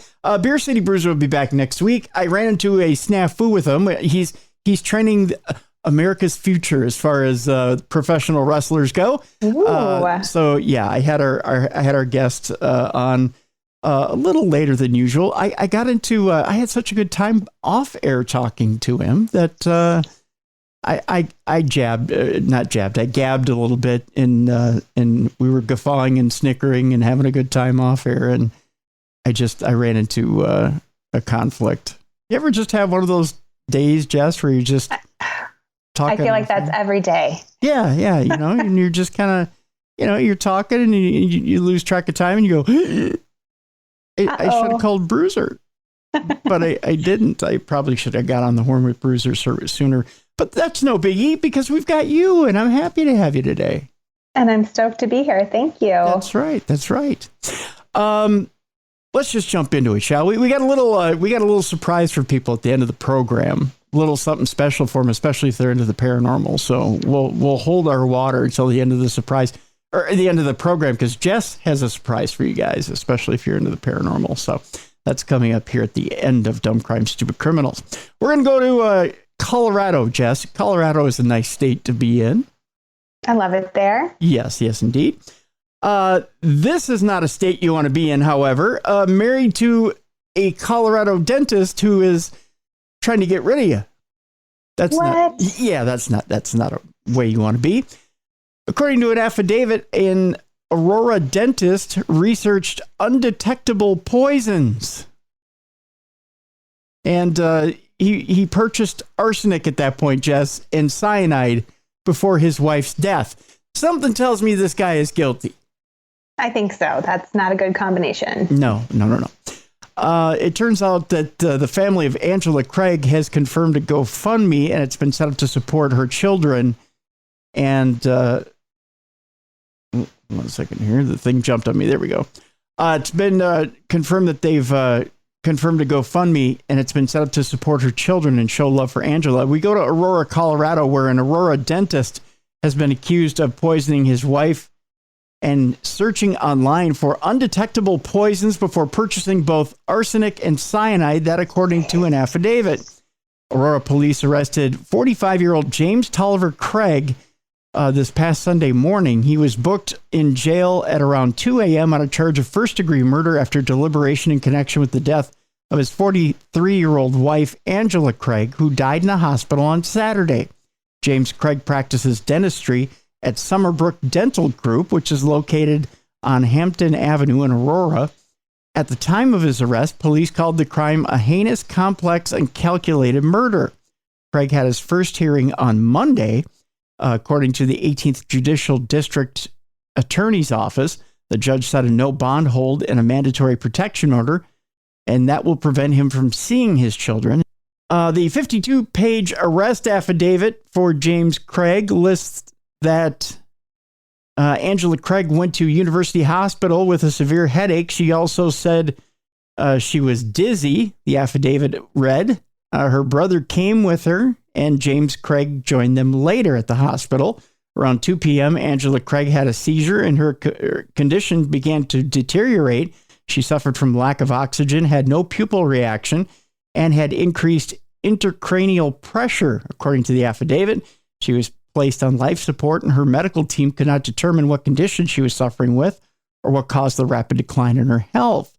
The name of all her friends and coworkers had been changed in this story, so nobody else was, of course, named in that.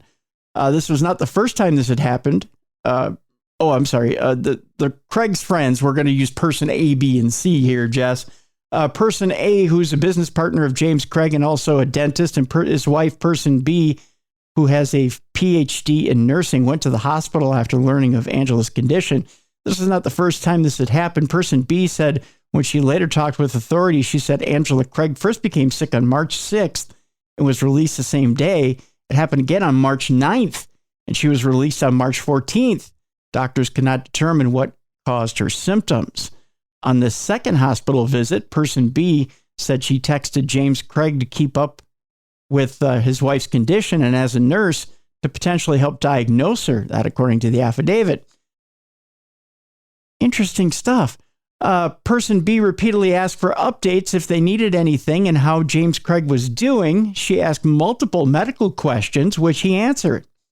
Then on March 15th, as person A and B drove to the hospital to see Angela Craig during her third hospital visit, an office manager contacted person A and said she was contacted by another office manager of Summerbrook Dental Group. This other manager had told her that on March 6th, the first day that Angela Craig became sick and went to the hospital, she was working late at the dental office and saw James Craig return to the office after hours. The office manager said she had seen him at an exam room computer with the lights off, which she described as odd since she knew he had his own office with his own computer, plus a personal laptop that he took to and from the office. About 30 minutes after she left, James Craig texted that office manager to say that he would soon receive a personal package in the mail and she should not open it. Okay, that's really, really suspicious. That package arrived on March 13th and had been opened by another employee. When the office manager looked inside, she saw a biohazard sticker and what said potassium cyanide on a circular canister. Yikes. She sealed it back up, gave it to James Craig. When she later researched potassium cyanide and its effect on a person, she realized that Angela Craig had the same symptoms. Oh, my. Yeah. She called the other office manager on March 15th after learning Angela Craig was once again back in the hospital. That manager then called person A as he was en route to the hospital to see Angela Craig. After this call, person A and person B arrived at the hospital in separate cars. They briefly spoke with James Craig, who then stepped away for a doctor's call.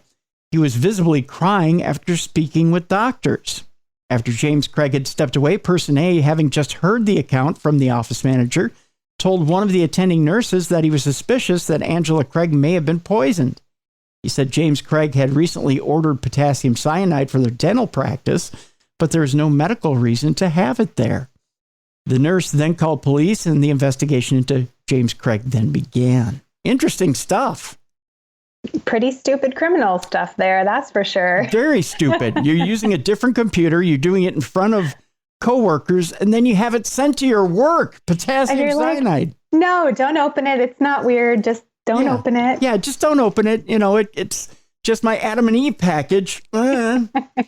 Yeah, very weird. Very weird indeed. I don't know. You know, and the guy's a dentist. He's supposed to be smarter than that, you would think. I know. It's like, stick to what you're good to, buddy. That's or right. what you're good at. Yeah, just clean and floss the teeth and leave it at that, I guess. This story is even more bizarre, Jess. I'll tell you this much. We'll stay in Colorado. We're going to Monte Vista, where a man died in Monte Vista on Tuesday after he allegedly rushed officers with knives, and officers fired a taser and shots at him. The funny thing about it, I'll tell you here in a second, Jess, he blindfolded himself in the most peculiar way. What? Yeah. The CBI, Colorado Bureau of Investigation, had some interesting notes about this. They said 2 members of the Monte Vista Police Department responded around 12:35 p.m. to a home in the 1200 block of South Broadway Street for a welfare check. Shortly after officers arrived, a man reportedly jumped out of a window of the home, armed with 2 knives, and immediately ran toward the officers while swinging the weapons. CBI confirmed that a taser was used on the suspect, and officers also fired shots at him outside the home. The suspect is an 18-year-old Monte Vista man. He was later pronounced dead at the scene. CBI said neither officer was injured by the knives. However, one officer did sustain minor injuries during the incident. Now, the 2 veteran officers with approximately 10 years of police service each were placed on administrative leave per the MVPD policy while the investigation into the shooting takes place, according to the CBI. Per MVPD policy, the names of the officers are being withheld until the 12th Judicial District Attorney's Office is making its ruling and issues the final report in the case. Now, you may say, well, Tim, what's so unusual about this case? I'm going to show Jess before I tell the rest of you what's so unusual about this guy who's lunging. That's actual body cam footage, Jess. Why would he do that? Do you see what's over his head? Well, it looks like he has a sweatshirt over his head. I can't quite tell what that is. It's not a sweatshirt. It's a pair of pants. Oh, my goodness. He jumped out the window and started swinging wildly with knives with a pair of pants over his head. Totally blindfolded with pants. Like he was Daredevil himself. Oh, no. Yep. That got him shot and killed. That's so sad. That's honestly, your stories always bum me out, Tim. I'm sorry. But that's the epitome of stupid, isn't it? It's so stupid. So far, we've got 2 super criminals. Well, now we're going to go dumb crime, stupid animals. Ooh, as a farm girl, I like this. There you go. I try to I want to say the dude abides, but I'm just trying to help. That's all. Trying to cater to not only the audience, but cater to the co-host as well. Thank you. Appreciate it. Not a problem. We're going to go to Hendry County, Florida first. Of course, Florida's got to be thrown in here, where a 27-year-old LaBelle man and 5 cows are dead. It just seems more tragic that the cows are dead, not necessarily that the LaBelle man is dead. But I feel bad because the cows were totally innocent. Yeah, they didn't do anything. They died in a crash along State Road 29, just south of Jackie Drive in Hendry County. The crash happened Monday morning at approximately 4:55 a.m. Reportedly, steaks were free that day. Oh, no. Just saying, yeah. According to the Florida Highway Patrol, the LaBelle man was driving a Ford Mustang south on State Road 29. A 50-year-old, I believe it's a Emma Cayley man, was driving north on the roadway in a Dodge Ram pickup truck. And from there, sides of beef for everybody in Hendry County. On a related note, we now go to Maine, just north and east of Florida, where a Maine jogger was attacked by a cow and the owner could face charges. Wow. So we have an uninnocent cow in this one. Yes, we have an angry cow. Mad cow disease, if you will. No, it's not. Bump. Yeah, I have one of those too. I think it, although I don't know if I have the, nope, it's not up. Sorry. Don't have it queued. Yeah, I don't have it queued. I'm woefully inadequately prepared today. It's one of these. There you go. An escaped cow attacked and gored a Maine jogger on April Fool's Day. You would think that that would be the April Fool's story, but it's real. It's damn real, that's for sure. Leaving her in need of stitches and its owner facing possible charges. Well, yeah, you just can't have your bull running around on the street. You never know. The unnamed 43-year-old woman was getting ready to go for a run on the Whistle Stop Trail. I bet you she wishes she had that whistle. A countryside rail trail. That's hard to say. Say that 10 times fast, Jess. That's a tongue twister. A countryside rail trail that runs through central Maine when the lurking cow sprang upon her. Officers met the female who reported that she had been charged by the male bovine. Oh, you're right. It was a bull, wasn't it? Mm-hmm. As she prepared for a jog.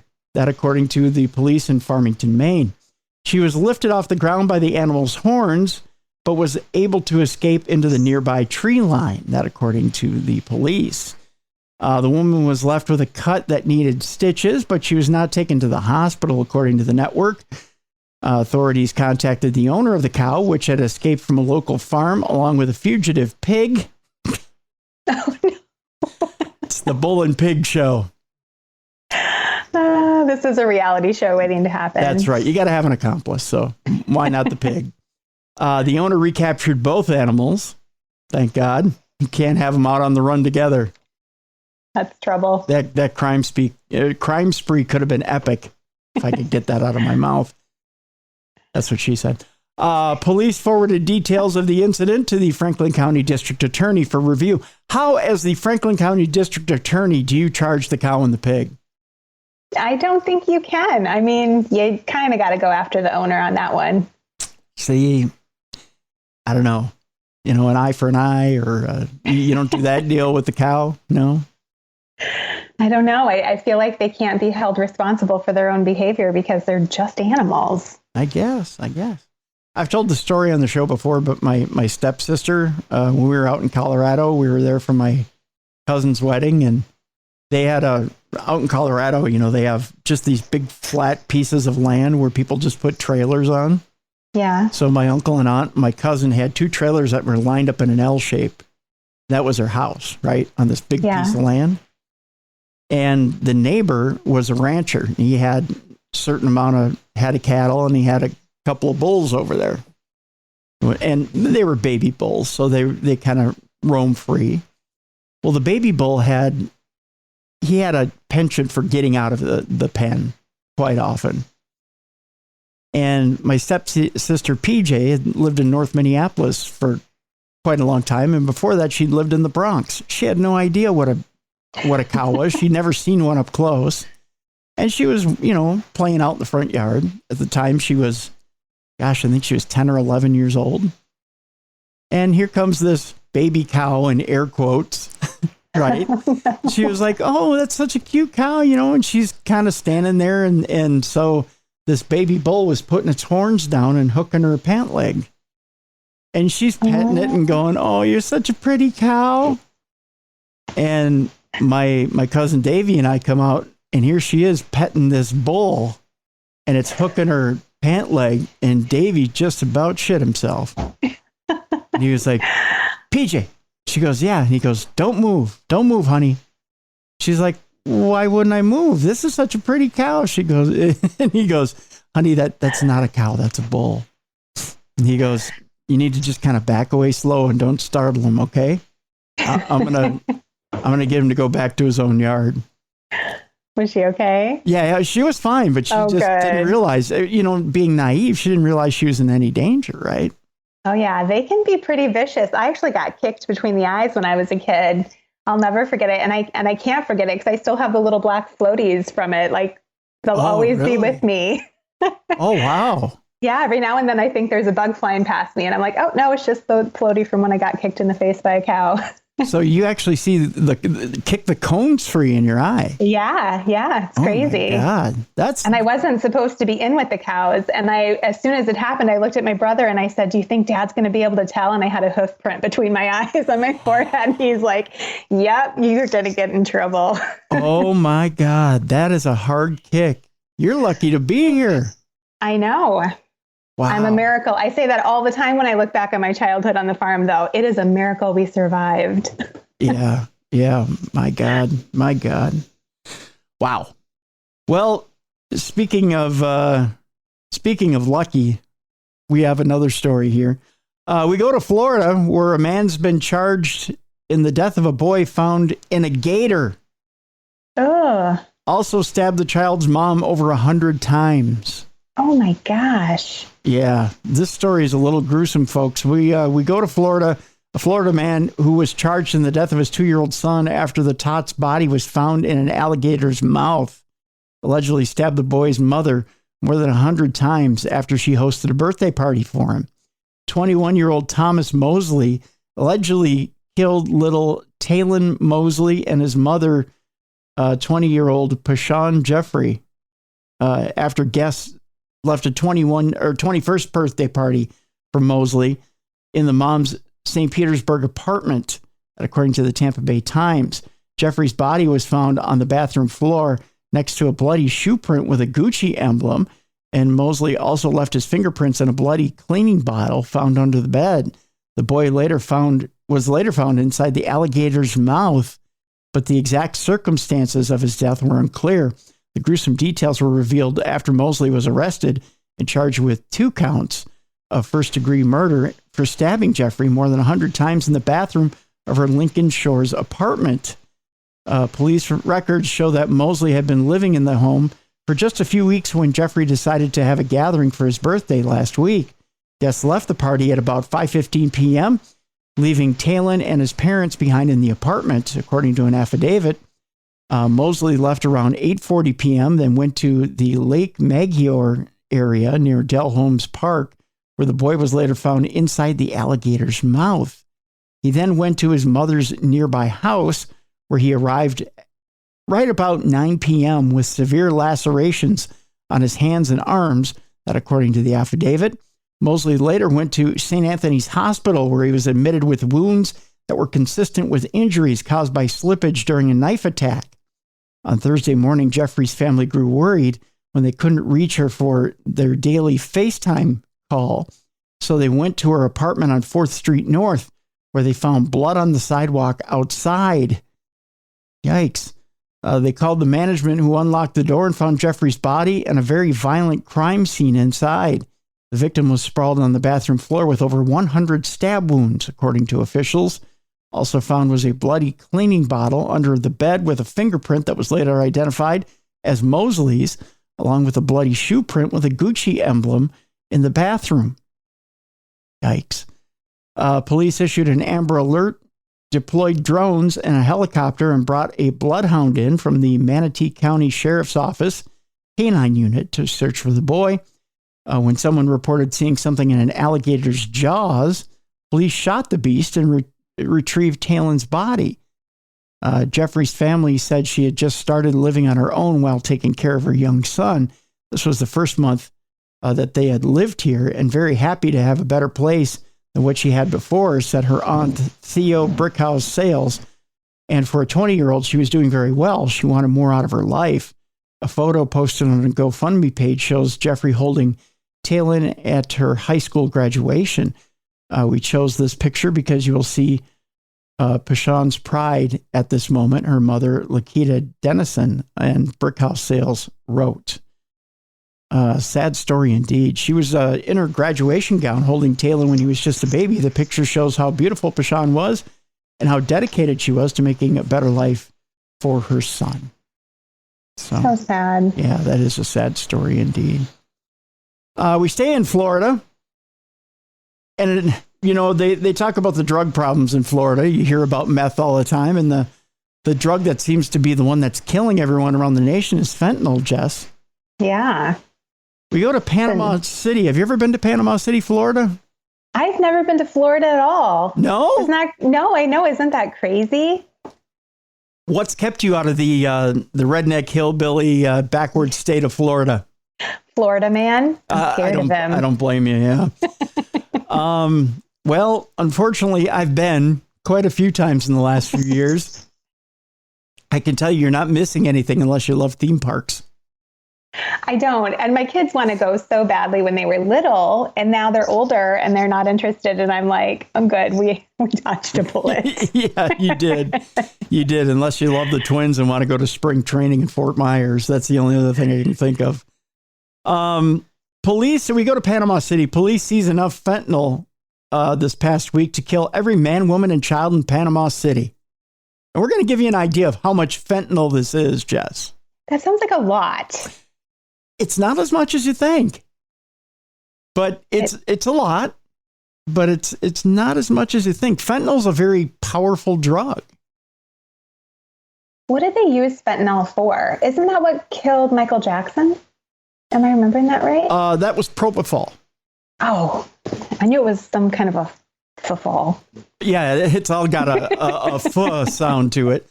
Fentanyl is also used in the treatment of chronic disease. Okay. It's something like, I think it's 100 times stronger than morphine, if I remember right. Yeah, it's used for cancer patients and patients who are at the end of their lives. Okay. To take them out of that chronic pain. We go to Panama City where police confiscated almost 90 grams. Doesn't sound a lot, does it? No, sounds like just a little. Yeah, 90 grams, which is the equivalent of more than 43,000 lethal doses. What? Yes, only 90 grams. That's right. 90 grams is 43,000 lethal doses. How do you use it at all without dying then? I mean, it must be like a minuscule amount that makes you It's just, eat. It's less than a teardrop. Oh my gosh. Yeah. That's a lethal dose of the deadly drug fentanyl, and arrested one man during a traffic stop on Louisiana Avenue this past weekend. According to a Panama City Police Department news release, 32-year-old Shaquille Charles was charged with trafficking in fentanyl, trafficking in methamphetamine, possession of cocaine with intent to distribute, possession of marijuana with intent to distribute, tampering with evidence, and possession of drug paraphernalia. Charles was in possession of 86.9 grams of fentanyl, 8.4 grams of cocaine, and 17.4 grams of methamphetamine. The fentanyl allegedly discovered by officers converts to 86,900 milligrams, with a mere 2 milligrams considered a lethal dose. Think of that, Jess. 2 milligrams is a lethal dose. It's like nothing. Yeah, it's nothing. It's like you look at it and you die. Yep. That, according to the American Addiction Centers. The fentanyl was enough to kill more than 43,000 people. To put that in perspective, the population in Panama City proper was a little more than 36,000 residents in 2019. You could kill all of Panama City and have enough left over for 7,000 more people. That's literally crazy. That's crazy. Panama City police have administered Narcan 15 times so far in 2021 to people who would have overdosed on fentanyl. The rapid administration of Narcan can effectively save the lives of fentanyl users, which, by the way, Narcan is now available over the counter in Minnesota, in the state that we're in right now. That sounds like a bad idea. No. It's a very good idea. Had Narcan been available over the counter, it would have saved Prince's life. Gotcha. All right. Yep. So the opposite. Yep. It's the antidote. Yes. Narcan will clear the entire system of any opiates that you have in it immediately. So, well, I'm proud of my state. Yep. So, and again, it says anyone having information on the case that we just talked to about, call the Panama City Police Department. And you can provide, it says you can provide tips anonymously via smartphone by downloading the Panama City PD Tip 411 app for iOS or Google Play stores, which they're updating their technology, which is good for Panama City PD. Yeah, but there's a huge issue right now with fentanyl being mixed with different substances. So they mix it with coke, they mix it with weed, they mix it with methamphetamine. And it's actually, they're mixing it in lethal doses. So there are kids that are dying left and right from taking a chopped up version of whatever drug they're taking, and they're getting a lethal dose of fentanyl. So I'm trying to understand the motivation in that then. If they are doing that to their customers, is it making them more addicted to whatever drug it is that they're taking? Is that kind of the idea? Because obviously they wouldn't want to kill them. It's giving them a bigger high, but at the same time, they're not realizing how much you're putting into it. Yikes, that's just really scary. Yeah, very scary indeed. Let's move on. We're going to Australia. This is an interesting story, Jess. An ousted apartment chairwoman bites a colleague in a shocking confrontation. Whoa. Yeah. Was she hungry? I think maybe more mad than hungry. Oh, okay. Although it might have been dinner time. We don't know. Hangry, right? Yes. Hangry. An ousted apartment chairwoman in Melbourne, Australia, allegedly sank her teeth into a worker in a bizarre confrontation that's being investigated by the police. Shocking footage published in the Herald Sun shows Hun Jing Tiong, appearing to bite a staff member as he tried to remove her from an area in Aurora, Melbourne Central. Interesting. Before the alleged attack, Jing was shown attempting to stuff keys for a number of areas of the high-rise building into her handbag. So, just taking a few keys, no big deal. Nope, nothing to see here. Nope. Jing appeared to bite the man's hand during the scuffle, which pictures showing blood on the alleged victim's hand and forearm. The Herald Sun reports he received a tetanus jab as a precaution when paramedics arrived. The incident reportedly took place just days after Jing was ousted from the main owner's corporation committee. Ooh, there's a picture of it too. I'll show you in a second here, Jess. More than 200 owners held a special general meeting in late February voting to remove the committee. However, on March 9th, Jing allegedly entered a security room in the basement and grabbed keys from the table and attempted to stuff them into a bag. When the footage was filmed, a service provider worker is shown grabbing the bag, and a struggle with Jing ensues before she eventually allegedly bites the worker twice. Like an animal. She really wanted those keys. I think that person needs a rabies shot too. Probably, yeah. According to the Herald Sun, Victoria police wish to speak with Jing, probably about her vampiric habits. After reviewing the footage and all other evidence of the incident, you have been identified as an offender of an assault. A letter from Victoria Police to Jing reads, I will be preparing a brief of evidence to present to my sergeant, who will determine whether or not charges are authorized and the matter proceeds to court, we'll also provide you a bottle of seasoning salt. So the next time you do this, you'll get some taste out of the deal. No, I'm kidding. I made the last part up. Residents and owners at the Aurora complex reportedly want to see Jing removed from other communities within the building. We want her gone for good, one resident told the Herald Sun. Residents are fighting a raft of questionable policies in the complex, including a $50 fee for picking up Uber Eats from reception and fines for filming in the building. $50 fine for picking up Uber Eats, or fee rather, a $50 fee. So they're picking up Uber Eats from reception and bringing it to your place? And you have to pay for that? Yeah. Seems like a waste of money. Yeah.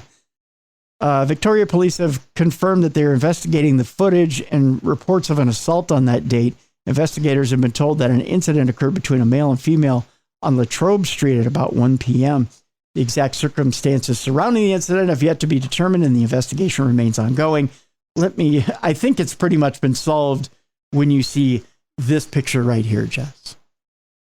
Oh, gosh. Yeah, I think this is an open and shut case. That is mid-chomp. That is mid-chomp right there. Guilty as charged. That's right. Throw the book at her. She definitely looks guilty of a bite or two. That's for sure. Or throw her a T-bone or something. Woman's hungry. Get her a pig's ear to chew on. That's what we do with our pets. I was going to say a peasel. Do you know what those are? No, what's that? It's a cow penis. No, really? Yeah, they have them at the pet store, and the dogs love them. And every time we get them, I think, oh, that's the most disgusting dog treat ever. But when they're chewing on them, do you go, ow, quit it, ow, quit it, ow, quit it? At least they're making good use of all of the discarded parts. I didn't even know you could get one of those.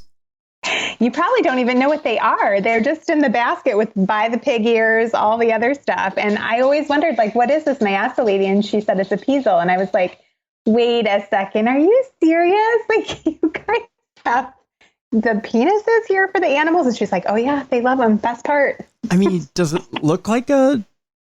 It's just a tube. It's just a long tube. Yeah. Huh. I mean, it doesn't, it's like the inside of it, I think. Oh, I don't really know. So it doesn't have like the actual shape? Yeah, it doesn't look like a penis. Okay. But... All right. Otherwise it would look kind of really funny if your dog is just, you have dinner or a dinner party at the place, and Jess is talking about a brand new book, and so everybody, and then the dog drags out a big old cow dick, and you're like, ah! So, by the way, does anybody want dessert? Guess what I'm serving? Yeah, no. I'm serving a peasel with whipped cream on it. A peasel surprise. Peasel surprise. And boy, is it ever a surprise. Yeah. Anywho, let's move on. I'm sorry. I got a little carried away with the peasel, but don't we all? Sorry, pulled us back to the cows. Yep. Whoa. Don't pull on it. Something might happen. Anyways. South Carolina is where we're headed next, Jess. A South Carolina deputy is disciplined. This is the Dumb Crimes, Stupid Cops version of the show. All right. Although most of our police officers are very smart, but not these deputies in South Carolina. They were disciplined after one shot during horseplay while training. Oh no. Yeah, you never want to horseplay while you're training, especially around weapons, but sounds like a Barney Five moment where, he didn't get it. He only got like one bullet, right? But he had to keep it in the desk drawer. Do you remember that from Andy Griffith? Yeah, I do. Yeah. Yeah. And funny, it didn't stay there. Greenville, South Carolina is where we're heading. 3 Greenville County deputies have been disciplined following an investigation after friendly fire left one deputy with a foot injury. You're right, Jess. It is a Barney Fife moment. The Greenville County Sheriff's Office launched an investigation on February 22nd after a deputy shot another deputy during a training exercise in Abbeville County. The Sheriff's Office said the deputies were training with blank rounds during a controlled exercise near Industrial Park Drive. Those words in themselves, a harbinger of doom. Yep. Training with blank rounds during a controlled exercise, something's bound to go wrong. After the training exercise, deputies were securing equipment when one of the deputies fired a blank round from a simulation gun at another in an act of horseplay. Always a bad idea. Never point a gun, even if you think it's pretend.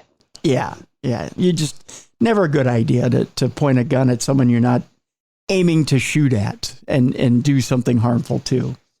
The second deputy responded by firing back, yikes, forgetting he had already switched back to his duty weapon. Oh, man. and struck the first deputy in the foot. Oh, God. The injured deputy was then taken to a hospital where they were treated and released. Both the deputies have been disciplined for careless use of a firearm and improper handling of a firearm. They were given a 10-day suspension and will undergo remedial training. Yeah. Teach him how to use a gun properly before you put him out in the world. That's right. A supervisor who failed to monitor the handling of firearms has also been punished, receiving a 3-day suspension and remedial training as well. According to the Sheriff's Department, the men and women entrusted to uphold and represent the Greenville County Sheriff's Office are held to the highest standard of conduct, said Sheriff Hobart Lewis, as he himself stuttered through the statement. While I understand accidents occur, moments of carelessness will not be tolerated under my leadership. And he said, right, Andy? After he put out that statement. So there you go. Just a few stories left here in Dumb Crime, Stupid Criminals, Jess. We're going to warn you that the final story today is an not safe for work story. So we've got one story left, and then your not safe for work story, and then a pleasing, surprising story. Then we have Jessica's surprise. So that's how we go. Okay, so here's our final story before not safe for work. We go to Fresno, California, or Clovis, California. A Fresno man has been arrested for the 10th time in a single month, Jess. That's a lot. He just can't stay out of jail. You know what it is? He loves the meatloaf on Thursdays. Is that what it is? Yeah, it's got to be. 38-year-old Keith Chastain was booked into the Fresno County Jail for the 10th time since February 19th, 2023. Think about that for a second. Today is April 4th. February 19th, and he's been in 10 times. I mean, that's like every other day. Yeah. They're like, oh, you again, Keith Chastain. Come on in. 38-year-old Keith Chastain was booked into the Fresno County Jail for the 10th time since February 19th, 2023, officials say. The most recent arrest took place Tuesday evening when Clovis police say they received a call about a stolen truck that Chastain was suspected of driving. An officer located the stolen truck driving in Old Town Clovis. That sounds like a country song, Old Town Clovis, doesn't it? And followed it until additional officers were in the area, according to authorities. Officers initiated a high-risk traffic stop, although you should know by now he's coming with you. He wants to go back to jail. I don't know how high risk it really is. They initiated a high-risk traffic stop in front of the Clovis Police Department and arrested Chastain without incident. So let me get this straight. He's in a stolen truck and he's right in front of the cop shop. I was just going to say that. It's like he was asking for it. Officers say he was the only person in the stolen truck and was on his way to pick up his personal property from the police department when he was arrested. Oh, my gosh. You can't make this stuff up. This is the ultimate dumb crime, stupid criminal story. During these 10 arrests in 31 days, Chastain was arrested by Clovis police 6 times and other agencies 4 times. Wow. He's got records everywhere, man. He's got records everywhere. Chastain is facing 18 felonies and 15 misdemeanors with charges including stealing 6 vehicles, DUI, vandalism, fraud, possession of a controlled substance, and more. There's too much on the books. So he just keeps getting drunk and stealing cars. That's right. Getting drunk and stealing cars. That's all there is to do in Old Town Clovis. It does sound like a country song. Yeah. I'm going to get out my guitar and write one. There you go. I'm arrested again in Old Town Clovis. Kind of think it's probably old country. That's my deal. Okay, now is the time for our not safe for work story here. Jess, we're going to give you a quick second to turn down your listening device. If you're at work, maybe put in some earphones. For God forbid you're listening to the show in front of your kids, get your kids out of the room. I don't know why you would be listening to the show in front of your kids, but get them out of the room. We'll give you 5, 4, 3, 2. What the F are we reading on this one, Jess? Are you ready for this? I'm ready. We were talking about the, what'd you call it before on a cow? The Peasel. The Peasel. Well, we'll call this guy Jim Capeasel. Because he's collecting, let's just say he's collecting the Capeasel off of other men. No. Mm-hmm. A man was filmed castrating other men so they could appear on his eunuch maker website. What? Yes. As a secret society. Yeah, and he's now facing trial. Were these voluntary men or? I don't think so. I don't know. Let's read into it. He claims he's forming a secret society, I guess. A man has appeared in court accused of castrating dozens of other men and filming the footage for a subscription eunuch maker website. Yeah, I don't think people are volunteering. I can't imagine they are. 45-year-old Marius Gustafson allegedly removed men's penises and testicles for his website along with 8 other people. This, according to Westminster's Magistrates Court. This was heard last Wednesday. Norway-born Gustafson is accused of being at the heart of a wide-ranging conspiracy involving up to 29 offenses of extreme body modifications, the removal of body parts, the trade in body parts, and the uploading of videos. Yikes. The group allegedly brought in some £200,000 in income from their extreme actions. So I thought you were going to say 2,000 pounds of something else. No, 200,000 pounds. So this guy's making big money at this. Because people are subscribing to watch. How messed up is that? I don't know, Jess, are you putting down money for this deal? No. No, I'm not either. No.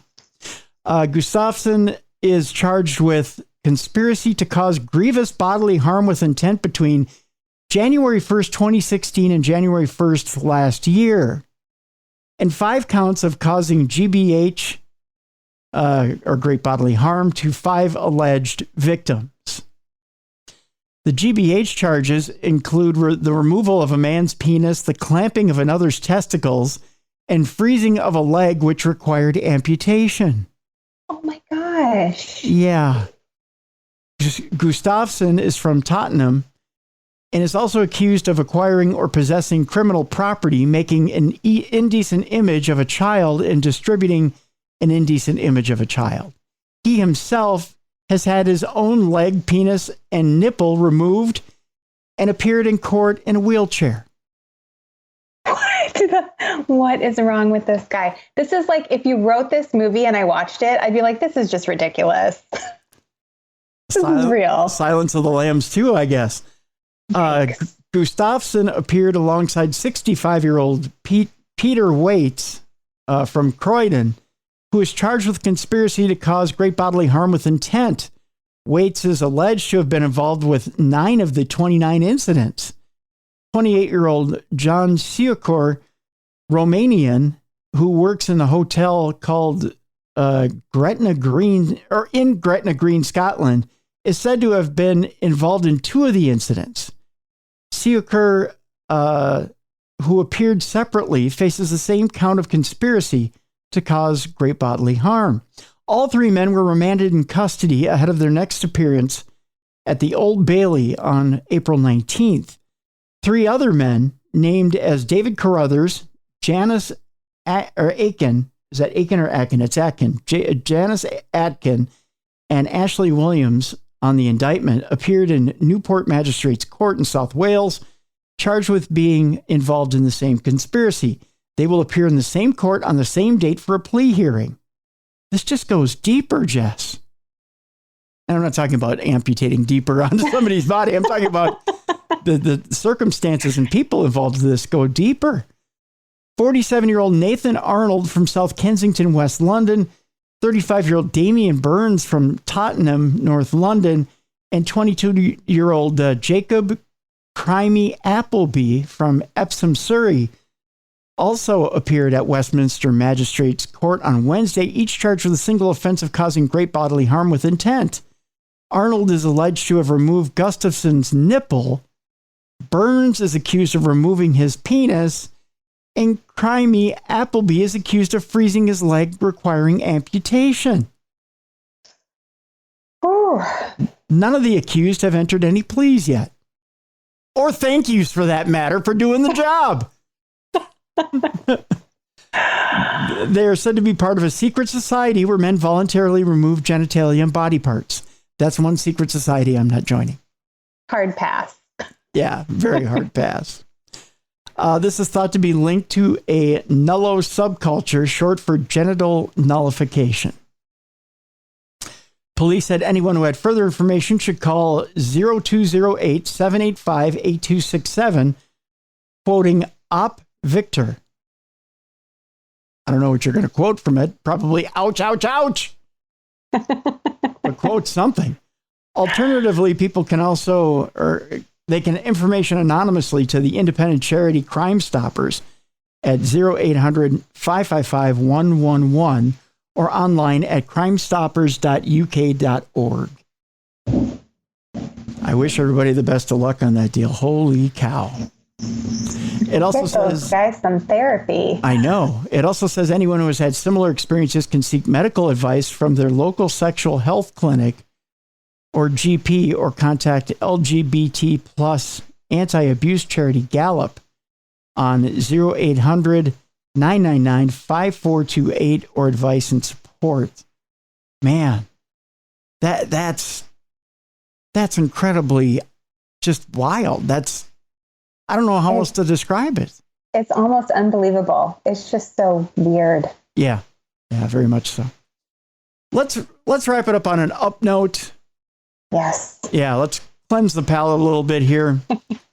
I'll tell you this much, Jess. It has nothing to do with violent crimes or stupid criminals or dumb criminals. I just want to mention that there's an article out this week that says there's the top 5 states in which to live in if you want to enjoy a healthy life and a high life expectancy. Yeah. Number 1 state out there was Hawaii. That sounds accurate. The number 2 state was Minnesota. No way. Yeah, there you go. Minnesota was number 2. Vermont was number 3. Number 3. But they say they were ranked second with Minnesota. So technically Minnesota, then Vermont. And then Washington State was number 4, followed by New Hampshire at number 5. Well, there we go. I'm proud of my state again. There you go. By the way, our neighbors to the east, Wisconsin, came in number 12. Not even the top 10. It's a little stressful. I will say the state you were born in, Iowa, number 27. Oh, yeah. I'm not surprised. Yeah. You can only handle so many rows of corn. Yeah, and the smell of pig farms everywhere. The smell of money, Tim. The smell of money. Well, to you maybe, but not to a poor radio guy who's stuck out in a farm somewhere and doing radio. Stinky. Yeah. You know, I'll tell you, that smell of money when it's 93 degrees and humid outside, that's the smell of nausea. Well, Tim, I used to go down to the little pond behind our house, our trailer that we lived in on the farm. Only it wasn't really a pond. It was a sewage dump where all the manure came into a big water reservoir. And I used to stick sticks in it and watch it bubble. Oh. And Really? then I'd go home and have some squirrel chili. You were abused as a child, weren't you? No wonder you have all kinds of things to write about. I have a colorful childhood. That's therapy for you, isn't it? Just to sit down and write all day. Just write and write and write. That's right. People say it's amazing that you're as normal as you are. That's right. By the way, the 5 worst states to live in: Louisiana at number 48, Alabama at number 49, Mississippi at number 50, West Virginia at number 51. So there you go. I'm sure they're all lovely. They are all lovely, but that's just where they ranked. And people are like, well, how about New York and California? And nope. If anything, New York came in at number 18. California, let's see here. California came in at number 9. Colorado came in at number 7. I'm not surprised about California. I just got back from there because my daughter is going to college out there, I think. I probably shouldn't say that before she's officially accepted her offer. Yeah, that's true. Yeah. But it was lovely. Yeah. And it was blizzarding back here. Yeah. No, I enjoy California. I enjoy California. As far as our friends in Florida, man, believe it or not, Florida was ranked number 19, and I don't feel that way at all. No. You're not moving there, huh? No, not anytime soon. No.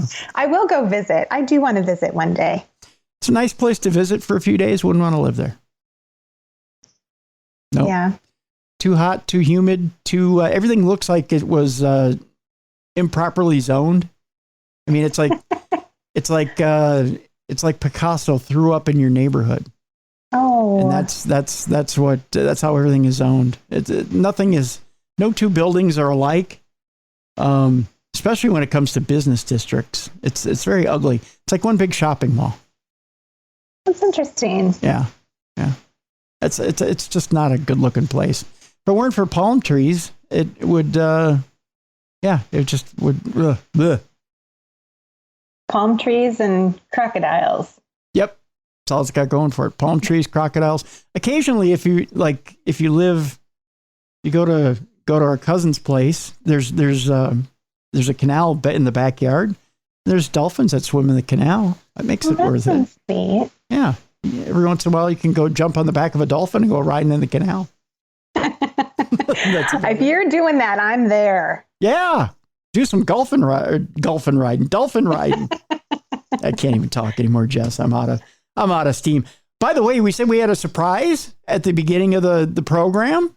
Yes, I'm so excited because I have an event coming up for my group, Ghost Stories, Inc., and we're going to be at the historic Anderson House Hotel in about 2 weeks. It's April 14th through April 16th. We have a couple different options for tickets. You can buy the whole weekend and get the VIP tickets, and that includes dinner on Saturday, or you can just do a single night ticket. But I wanted to offer our listeners a 30% discount if they want to attend and come and join us to that. We have a few tickets left, and I thought it would be nice to give everyone who's listening, if they want to join us, a 30% discount. If they go to my website, jessicafreeberg.com, and you go to my events tab, you can find it located on there. Tickets are through Eventbrite. And so at checkout, you would just enter the discount code Darkness Radio, no capital letters, just Darkness Radio. All right. We'll have that link in the description of this program as well. So make it a little bit easier for you to find. But yeah, join Ghost Stories Inc. and Jess out there at the hotel, and let's have a good time. Let's go do some ghost hunting. Absolutely. Heck yeah. We'll also have it in the description of tomorrow's show during Supernatural News. So you'll be able to find that. And we'll mention it tomorrow on Supernatural News as well. So yeah, go join Jess. Have a good time. The Ghost Stories Inc., we should mention, Jess, too, that the Ghost Stories Inc. trips are really quite different. They're quite different than your average trips out there, in that you guys incorporate a little bit of the arts into your trip. We're all artists and authors, and we're all creative professionals. And so our events are really about getting you, experiencing the paranormal, but also like viewing it through the lens of creativity and what kind of cool stuff can you create from that experience. So that's kind of my favorite part about it. But we always capture fun evidence. We laugh a lot. We have a great time. There you go. So if you want to tap into your creative side and also hang out with Jess and the Ghost Stories Inc. people, by all means, I encourage you to do so, and go out there and have some fun, folks. I mean, get out of the house. It's spring already. So yeah, that's down in Wabasha. So we'll have that link for you in the description of the show. Jess, I want to thank you so much for joining us today. Thanks for inviting me. It was so fun. I love to see you. Well, I love to see you too, and we'll see you again very, very soon. Sounds like a plan. All right, folks, that'll do it for today for True Crime Tuesday. For Jessica Freeberg, I'm Tim Dennis. Join us again tomorrow for supernatural news. And then Thursday, boy, oh boy, do we have a guest for you. Steve Gonzalez joins us from Ghost Hunters. We'll be talking about the brand new season of Ghost Hunters, which debuts on Thursday. And we'll even talk about the first episode, which has a very interesting guest on their program. They've got Chandler Riggs from The Walking Dead. So we'll talk about what it was like to work with Chandler Riggs on the program. That's coming up on Thursday right here on Darkness Radio. Thank you once again for joining us on the best in true crime podcasting. This has been True Crime Tuesday.